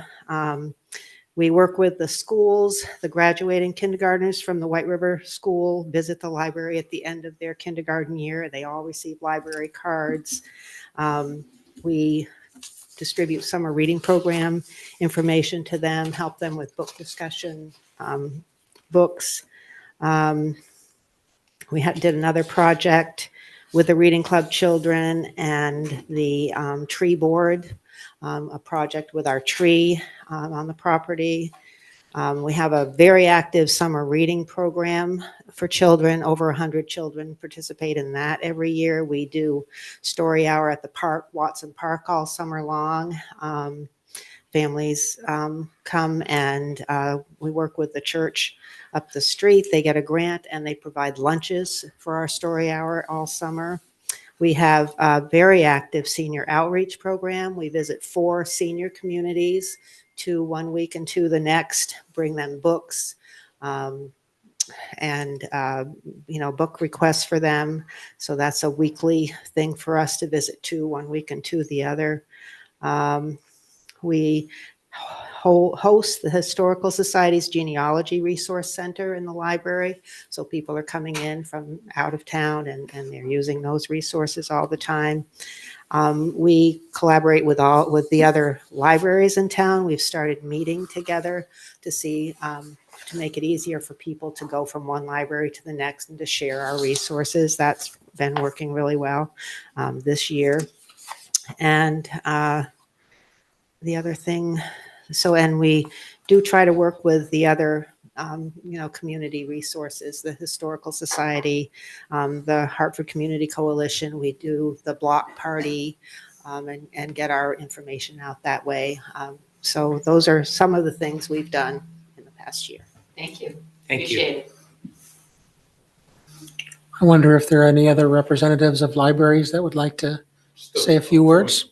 Just on this is, we all know our libraries do great stuff. I'm not gonna complain about one budget just because I feel like they need to come up and justify what they do. They do great stuff, so just point of order, whether it's the best use of our time. It's your meeting, as you wish. If you want to say something. Well, I wanna hear I from came all the way out here. Yes, Tim O'Hara. absolutely. I'm Tim O'Hara. I'm from Wilder. I'm on the board of trustees of the Wilder Club and Library. And if people don't know, it's a little bit of a unique. We're not really a library. The Wilder Club and Library and the trustees manage the building, and the library is operated by the Quechee Library, or as it's called, the Quechee and Wilder Libraries. But we collaborate them to. They host events within our space. We make the building available for community groups. Like we have a couple times a week, senior citizen exercise classes, local music events where local musicians play. We've hosted the Boy Scouts for many years in the building, and also make the building available to the community for private events at a really reasonable rate. So there's an option there for community members to host events, and our budget basically is really just for the maintenance of the building and the upkeep, not for capital improvements or anything like that. And the modest increase just reflects the increased insurance costs and fuel, et cetera. But I did see right as we started this that the director of the Quechee Library came in and maybe missed the question, but he might want to come up and talk about his stuff. I don't know if he does or not, but he's there. Don't want to put you on the spot. Can I ask one brief question to you, like about your building, because I think it's a treasured. I mean, I treasure that building. I think it's beautiful. So, is there any capital plan or long-term concerns around maintaining that building that you might? Yeah, I mean that'll be the responsibility of the board going forward, and just on a personal level, I share that. So I value the building and treasure it, and take that responsibility of being a steward of that building seriously.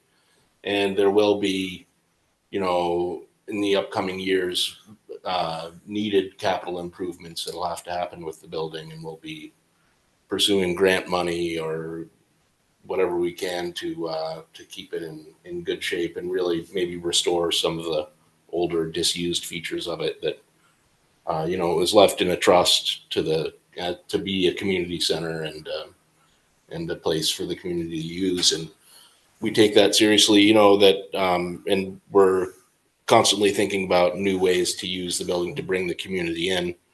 We found even some events that we host to, maybe we don't get the kind of attendance we like, and we're always brainstorming how to get the community more involved in the building and aware of it. So. Thank you. Anyway, thanks. Yes, thank you.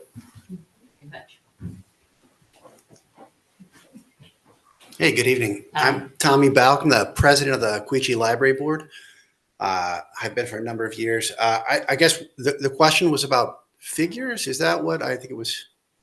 It was just a brief, and I know I concur with my colleague about time, but just kind of a little bit of perspective of the activities and your sense of like the utilization of the library and the programs that you have there. That's all.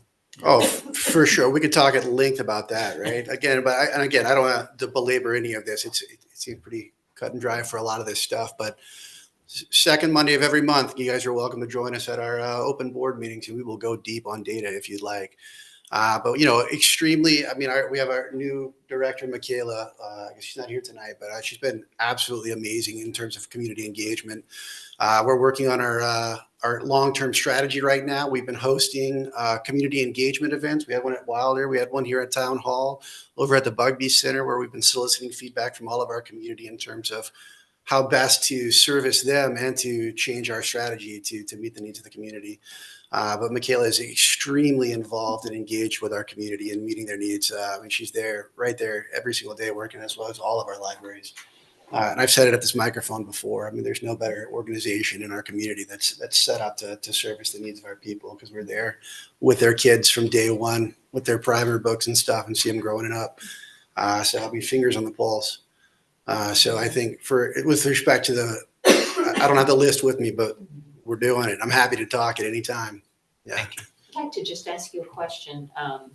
With your budget and everything, do you have a larger, because you have the largest budget for 25, 26, 26, 27. Do you have a lot more staff? Is this? So we staff both Queechee and Wilder in terms of operations. Okay, so it's that's definitely not when the Wilder Library one isn't just. That's correct. The Wilder, and to correct me if I misstate anything. Yeah, the library for the Wilder funds is for their building, where our stuff is for the operations, circulation, manning that stuff. Absolutely, yeah. Yes. So we maintain both libraries. Yeah, and I think we've asked for an increase this year to address one of the biggest gaps that we've seen in our community and our needs is a children-specific content librarian to help engage with a lot of that programming that we do throughout the summer over and over and over again. So yeah, definitely spanning, I think 56 hours, man, right now between both libraries, between I think 2.5 people. It's hard. Yeah, the ratio is not great, especially with respect when you compare it to the rest of the state. Right. Yeah, but we're doing it. Yes, thank you. Yeah, really for sure. Appreciate it. Anybody else have any questions? Okay, thank you. Hi, I'm Sandy Carey from West Hartford, and I just wanted to address, we asked for a bit more than we had last year, and the reason for that is one of our patron computers can't be upgraded to Windows 11, so I need a new computer. We'd like to get a sound system for the library that would be in the community room and in the main part if we needed it, and also to engage with the farmers market that we have in the summertime, and to be able to play music outside. And then, just the regular cost of living increase, and to build into the percentage that, we could do some cost of living for the librarian, which is me. And I also have someone who works 6 hours on Monday. So I do have staff now. Great. So, but, so I don't know if there's any questions for West Hartford.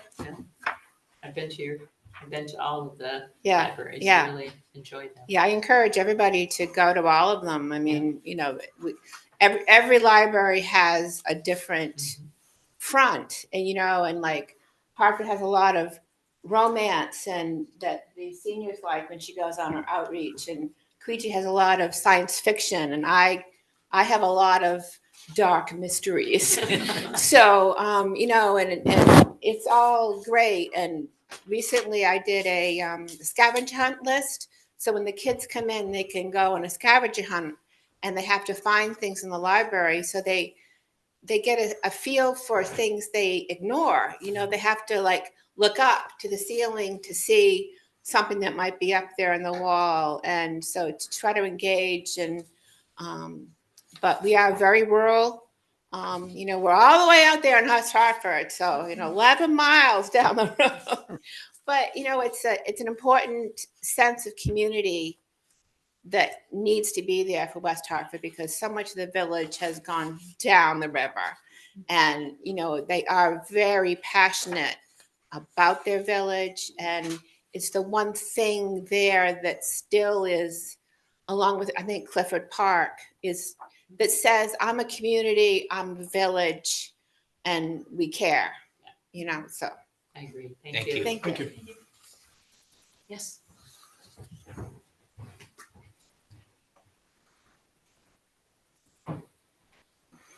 Hi, my name is Alan Hanel. I'm from Hartford Village, and I'm on the Hartford Library Board of Trustees. When we talked about the budget increase this year, thought that we really wanted to say thank you to the board for the big increase that you approved last year, and just like to go on record to the town of Hartford to say thank you, because Nadine and her staff are really the key to the success of the Hartford Library.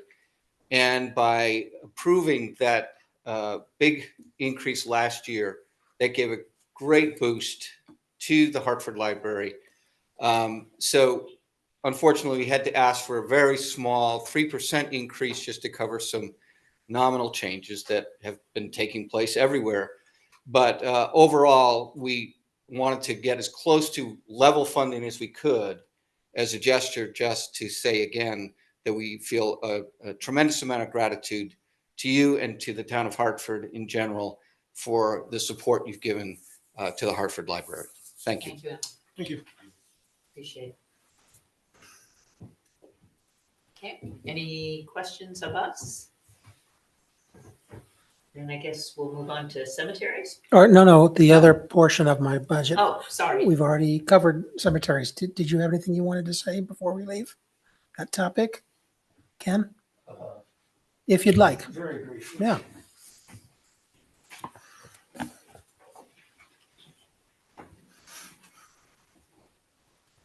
Good evening. My name's Ken Parker. I'm president and sexton at the Hartford Cemetery. And I would like to speak on behalf of the little community that I'm responsible for and the 4,000 souls that rest there. They can't speak to you tonight, so they've challenged me with a task to just give you a little bit of an update as to what we've been doing with the appropriation that was granted to us. We've managed to clean 563 stones in the cemetery. Unfortunately, we closed yesterday, so I can't invite you up there today unless you want to walk, or tomorrow, unless you want to walk in. This is an incremental process that we're taking sections of the cemetery, and we'll be doing so over the next few years to return the stones to their resplendent cleanliness. And it really shows. It's amazing how the white granite and marble stones clean up and how good they look. This year we also spent a fair amount of time and money trimming large trees in the cemetery, mostly where the pathways or the roadways are. We had some trees that were in dire need of work being done so that they didn't fall or branches topple on somebody. We put 330 feet of guardrail, new guardrail in the cemetery, because one section has a very precipitous drop, 30 or 40 feet down into a gully, and we didn't want somebody to drive off the edge and create a real problem for us. Our mowing and maintenance at the cemetery has been exemplary. We've had a great reception on the part of the public that have spent time up there, and they appreciate the generosity of the community and the work that you folks have done to make certain that that is something we can continue with. We still have a number of monuments that are have tipped over because of soil conditions, but we did manage to straighten out about 25 of them over the course of the summer and fall. So expensive process to put a 1,000 to 1,200 pound monument back in place. So I don't have anything else to say except thank you very much. It's a pleasure as always to be here. I'm glad I'm on this side and not with you. Thanks, Ken. Really Thanks, Ken. appreciate Thanks, it. Ken. Okay. Yes, we can jump on to the Thank you other all. budget I've got tonight. Thanks, folks. Before we move on, can I Yes. Quick question. Did you say, John, that you had additional information on the Mount Olivet St. Anthony cemetery and the increase there? Because I may have overlooked that if that's in here somewhere. Yeah, I thought that I did. I'm seeing it now in at least the notebook that Lana put together it's for me. Not in the presentation, in the binder. In the binder Okay. that I have, and so probably in the packet online, right? Between the two presentations, she says. Okay. Yeah. And that's also, I think, where the library's letter is. As well, Lana, or is that was in the previous version as well, right? Just in case other people didn't download the amended. Right, this is an amended one as of today. But that's not a new edition. That was in the original So packet. whatever version you have probably has this additional information Yes. somewhere It in should have all of here. that. If it's in the binder, then I'm good. It's in the 3-ring binder thing. No, it's in the. This is in my 3-ring binder. The agenda I'm searching the packet for the word all of that and I find one occurrence of it. So It was updated today, so you have to go to the one on the website. I just downloaded that because I didn't have any of the stuff in the earlier version that I downloaded, but I'm just searching for the word all of that and it only comes up in one place in this thing. So I'm confused. Well, Lana gives me a notebook, which But- she says is the same thing that's been posted. Maybe And that's maybe in, I'll that's in find my it. notebook. I'll just find it later. Yeah. And let's move on. Thank you. Okay. But Thank I'm you. Confused. Packet. Could be.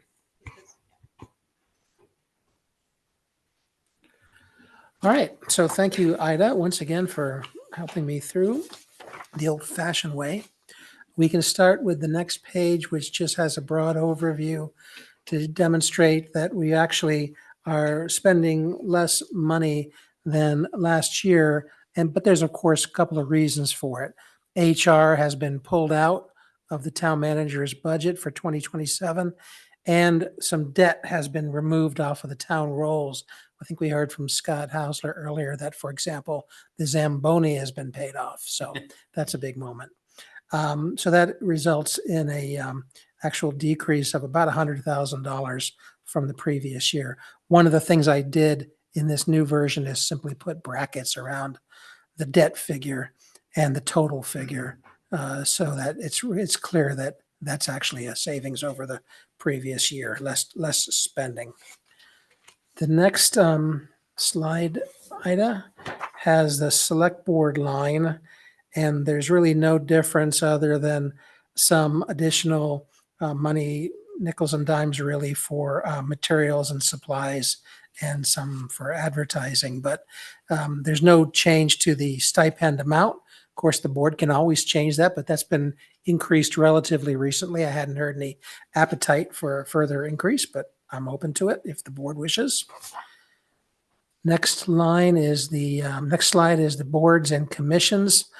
What I've tried to do is continue to chase the empirical data about who's using these stipends and at what rate. So I think for most of those, over the last 2 years, we created the stipend and have been modifying it downward to reality, because not everybody on these boards and commissions will accept their stipends.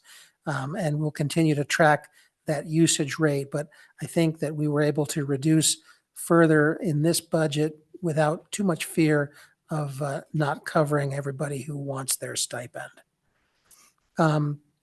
Then beyond that, on the next slide, there's the town manager's budget line item, number 121. It indicates the town manager's salary, the executive assistant's salary, the administrative assistant's salary, the environmental sustainment coordinator's salary, the communications and media specialist compensation. And it points out again that HR no longer lives in this budget area. If you want to see the HR budget, please see 10-123.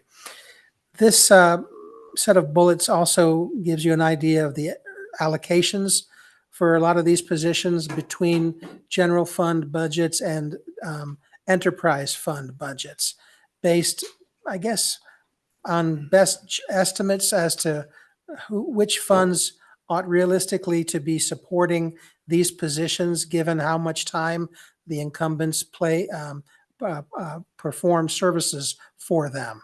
Is it perfect? Probably not, but they're best estimates as of now. It's always subject to being reevaluated. Can you explain those two real quickly, those contracted services? I don't get what those. Yeah, and Eric asked about them earlier today. The town pays two things every year.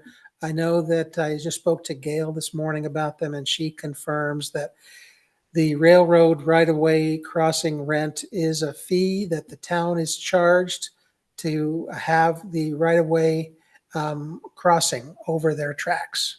That's just an example of the 800-pound gorilla that the Vermont Railway is. You can't. Get back to us to When you pay for the staff. when you say you can't fight town hall, it's really true with the railroad. Okay. Bitter experience. The And other one? there's a triangle lot in White River Junction downtown that the town has been paying $4,800 for as long as I've been here, which is only 2 years, but I'm told it has been in place for a number of years in order to have access to parking spaces. It's a funny one because I I could was easily involved- get a little bit more history for you. I mean, I was involved in some of the history.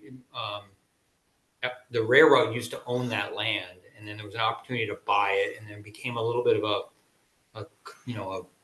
a controversy. And then I believe Mike Davidson bought the property. Huh. So I'm assuming that that's rent that the town is paying for the use of a portion of that lot. But then I was told that the town had bought it. So I don't know. It'd be interesting to. Yeah, I'll chase both of those down, ask for some more detail. I'm told Lori, the historian in planning, because she's been here 30 years, might have a little bit more data. I just didn't reach up with her today. Okay. Happy to share it with the whole board when I get that. Thanks. Thank you for raising it. So again, overall, you see that there's was a difference in the negative category because of the pulling out of the HR position. As to legal services, there are legal services items in several different departmental budgets, but this is the kind of broader, more well-funded catch-all for anything that the other departments don't pay for or are not specifically related to their functions. So for example, this might cover the extensive legal fees that we paid for negotiation with our favorite town attorney of the Clerical Workers Union. It has to do with inquiries we make about how to stay out of trouble on personnel matters. We get assistance for how to address certain nuanced public records requests that we can't figure out for ourselves. Sometimes there's property disputes or land acquisitions or sales, and we need the assistance of legal counsel for that. And of course, we have to reach out to bond counsel when we're thinking about issuing debt, because they're the ones who make sure that we hit all the deadlines and hold all the right hearings and meet with state statute compliance. The next item is municipal offices, town hall building. That has increased a bit because instead of rating the reserve fund that we're trying to set up for an eventual overhaul of the town hall HVAC system, we instead of rating that piggy bank for repairs that do occasionally need to be performed, it would be better to have an operational budget for realistic maintenance numbers. And so Dana and I put together what we thought would be an appropriate increase so that we can deal with the types of repairs that we seem to be having to make, Band-Aids, if you will, for our current system until we're able to access what we hope will be a substantial amount of money in the reserve for an overhaul. This is the third of 4 years in which we've been putting $50,000 aside. Total cost estimate $200,000. As we learned today from Dana and the supplemental information I sent to the board per Eric Krause's request, those figures are probably insufficient to do an overhaul, but Dana is researching and he tells me that maybe as soon as December, he'll have better numbers because he's now continuing to consult with experts about what our needs are here to have a system that is reliable and not subject to so many repairs where we put in tens of thousands of dollars for costly visits by Alliance and people who know how our strange system operates. Tax collection is a function that we look at, especially with respect to tax sales. Lana has been my assistant in the delinquent tax collection process.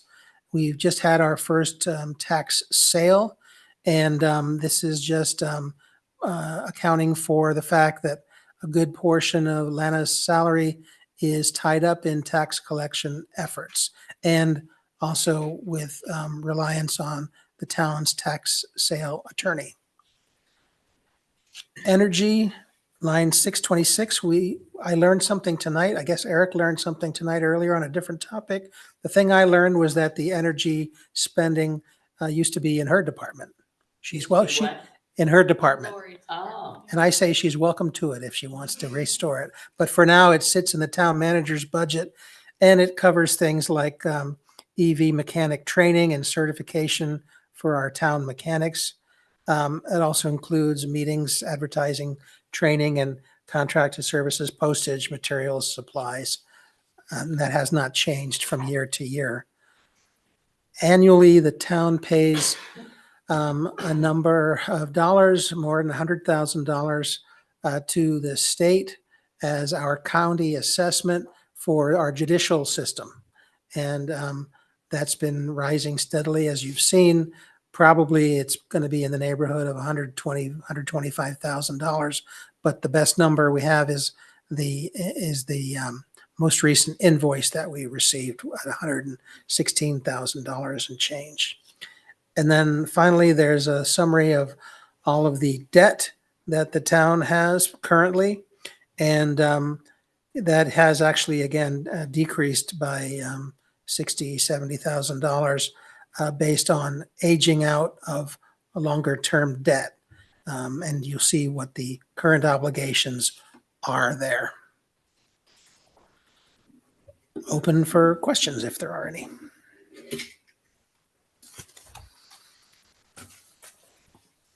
Too immediate.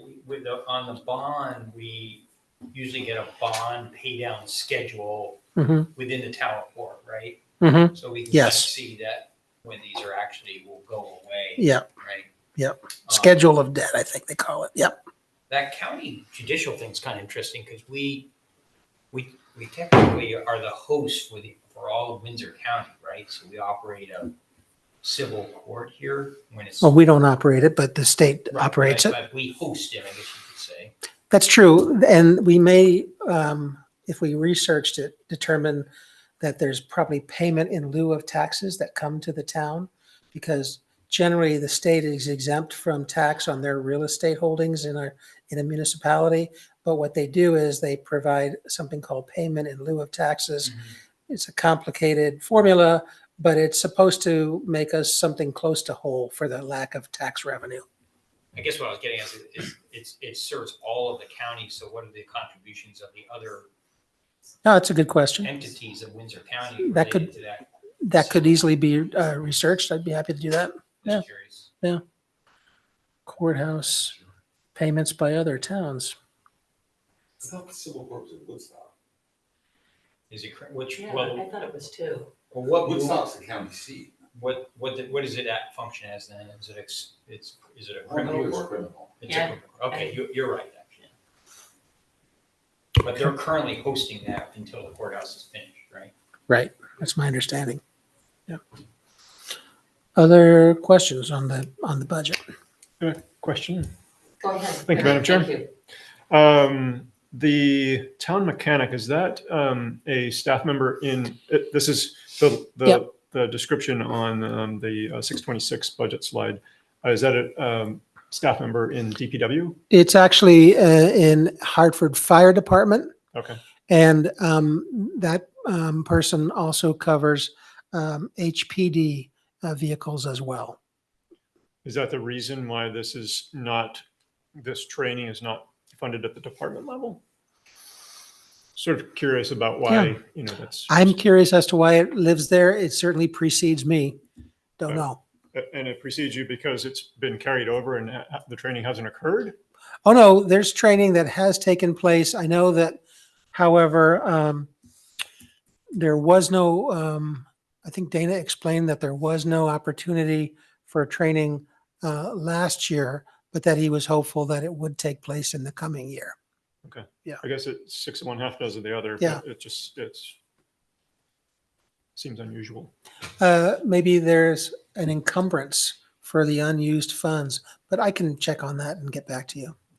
Yeah. Thank you. Yeah. John? Yes. Why is Maxfield with the West Hartford Library Why is Maxfield? under the debt? They were bonded together. Oh, okay. Yeah. Way back in the day. I know there was one thing shared with the school, softball lighting, for example. Yeah.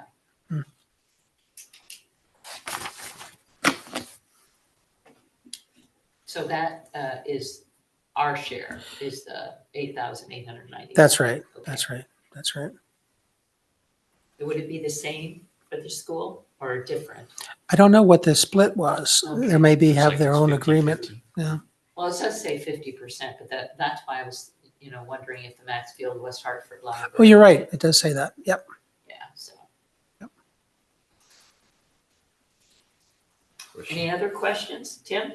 So I don't know when we're going to talk about this, but I'm getting some level of blowback from people in the town, just related to the concept of like I really like the idea that we're doing a rethinking of the HR role and the administrative role and so on for your job and people around you, and yet reading some of those descriptions of what we've used a couple different titles for what that position could be.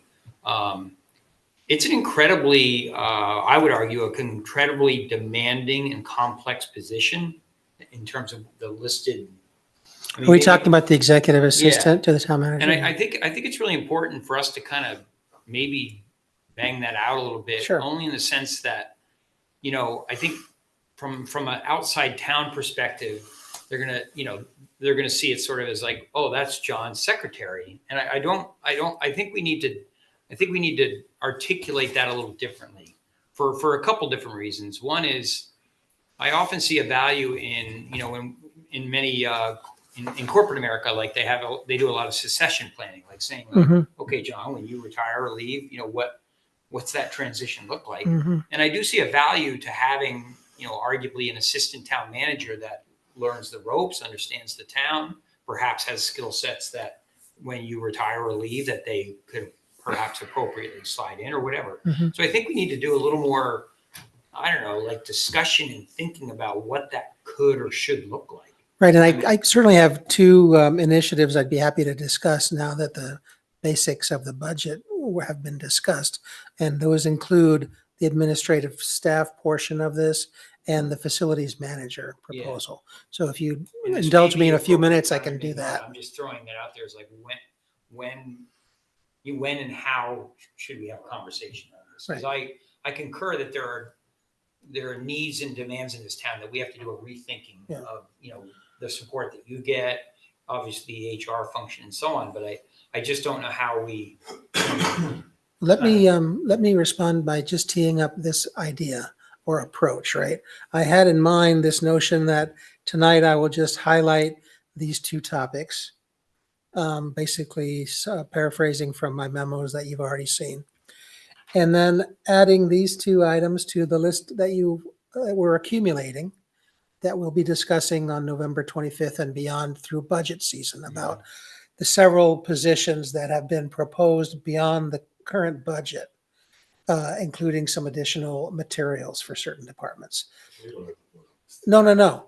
This would just be a list of options that are in front of you as we start talking about what the budget contours look like. Right. So you might, for example, prioritize, I think it's more important that we have 2 new police officers than a facilities manager. That's perfectly fine. But if you can have that discussion and come to a consensus on it, then we can try to prioritize that in the budget as opposed to other things.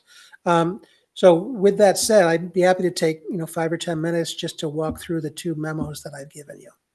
Fair enough? That's fine with me, and I understood that to be the approach, is sort of we go through all the basics and then we look at the list of. Right. Is that a list that we would expect in the November 25th packet? Yes, in fact, I've got the memo upstairs. I was just tweaking it earlier. Thank you. I'll give it a little bit more polish tomorrow. It kind of updates the original overview memo as to, okay, that was the plan. Here's where we are. Here's the next steps. Okay. Okay. Okay, so as to support staff, the town manager is currently supported by a full-time administrative assistant, Lana Livingstone, by another name, and an executive assistant also serving as the town's human resources director. As you know, the HR director has reached the point in terms of workload where she must begin devoting all her time to HR duties and give up her role as executive assistant to the town manager. The proposed 27 general fund budget funds the new HR position. However, there will be a void in the position of executive assistant for supporting the town manager. As I've noted before, I have included a full-time standalone executive assistant position within my 27 town manager budget. Attached, please find a job description for that position. Now, again, if you look at the response I gave to Eric earlier today about some of his questions, you'll see Eric's question. Need this be a full-time position? The answer is no, it need not be. And Eric's right to think that maybe I had two different reasons for proposing full-time. One, to be more productive, and two, maybe to have a pool of candidates that might be broader and more compelling than one might expect from a part-time position. I'll just be candid about it. I also want to mention that another option, a different option, I'm not saying it's a better option, it's a different option, is to pursue what at least one previous select board member had suggested, which is the possibility as an alternative to an executive assistant to the town manager, an assistant town manager or deputy town manager. And I have included in the memo quite a little bit of research about the pay that is generally commanded by an executive assistant to any department head or town manager, and also the salaries and benefits commanded by deputy town managers or assistant town managers in Vermont, hopefully somewhat comparable to Hartford. In my sense of it, if we're talking about an executive assistant position, as I've budgeted, that salary probably is about $73,000, $74,000. But the difference, if you wanted to take that up a notch to having maybe a more well-educated, more sophisticated person in that position as an assistant town manager or deputy town manager, that's probably a $30,000 increment. If you'd like, I can go forward with the next memo summary. Fair enough? Sure. Okay. As to facilities manager, you could probably watch last year's video about this time and see the same remarks. So I'll keep it short because I don't want to belabor anything. I do believe that since the town of Hartford owns 10 facilities, with no dedicated staff person with a background in facility management to comprehensively assist town departments with managing these technically complicated facilities, it might be time for the town to consider hiring on a facilities manager. Again, each facility has different operating systems, unique maintenance schedules and protocols, service contracts, and security. There is a need for a position to develop and oversee facility upkeep and improvement plans to assure that the town's assets are cared for, preserved, maintained for long-term service to the community and for better value to the community. One could argue, I think, that this position might come close to paying for itself with savings by properly maintaining all the facilities that we have in town. It's at least an argument.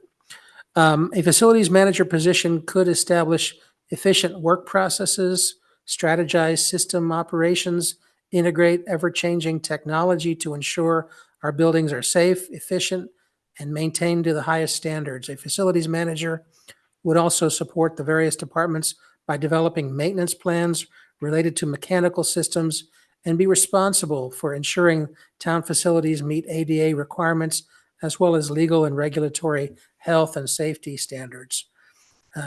Currently, each department essentially fends for themselves.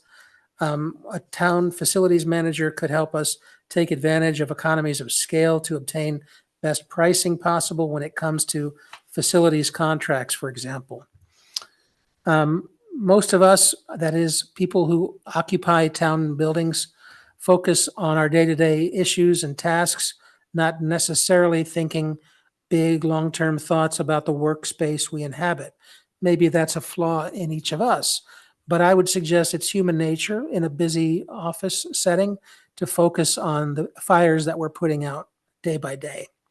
A dedicated staffer focusing on these spaces would take more ownership of them and be accountable for their proper maintenance. I believe the school district is a model in this regard. In conclusion, I believe that a facilities manager could participate in town annual budgeting processes with long-term planning in mind for maintenance and infrastructure improvements. He could improve our purchasing power through bulk ordering. He or she could implement best practices in construction and HVAC installation and maintenance across departments and maintain consistent record-keeping practices. The impact on the department, on the select board, town manager's department, I should say, suggests that the proper range for a facilities manager would be somewhere between $75,000 and $90,000 in terms of salary. I commend that the board give that serious thought when it comes time to finalizing, refining its FY27 budget. Anybody have any questions for John? I was going to make one comment around that. If you recall, Scott Cooney, they were, obviously, maybe it was Scott, maybe it was Chief Kelly, this idea of like that we ultimately, down the road, or probably now, I would argue, need a new police station.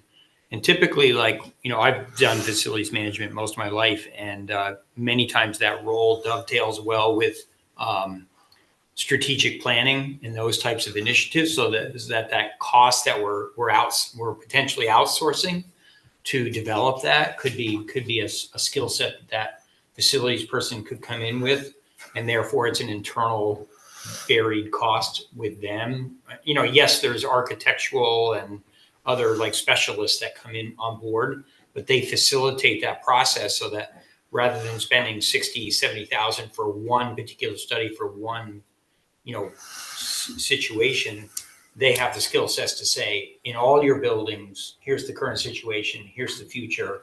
And then using other outside resources like engineers and architects, they're able to form a plan for the town that's consistent and solid. So just a thought around that you kind of in the long term could actually save money by having that position in place. So those are just thoughts to chew on as we move forward. Again, you'll be dealing with a list of possibilities for the budget, and that's just one of them, two of them, I should say. So do people want to table the select board training and budget to another day? It's there tonight mainly because I've had requests for this from the select board members, but also because select board training might be budgeted within the town manager's budget. Right. Doesn't mean we can't talk about it some other time, if you wish. Yeah. I agree. I mean, we could table it for another night. It's not that. I'm not expecting that to be a hot topic issue anyway. So. I'd be fine tabling it because we're missing two members, so we Right. can carry it on I know. another night. And I think it's a brief, it's a brief discussion. So I'll probably need a motion to table. Oh, to table it. Oh, okay. Madam Chair. Yes, Ida? I move that we table the discussion of the select board training plan and budget to a future select board meeting.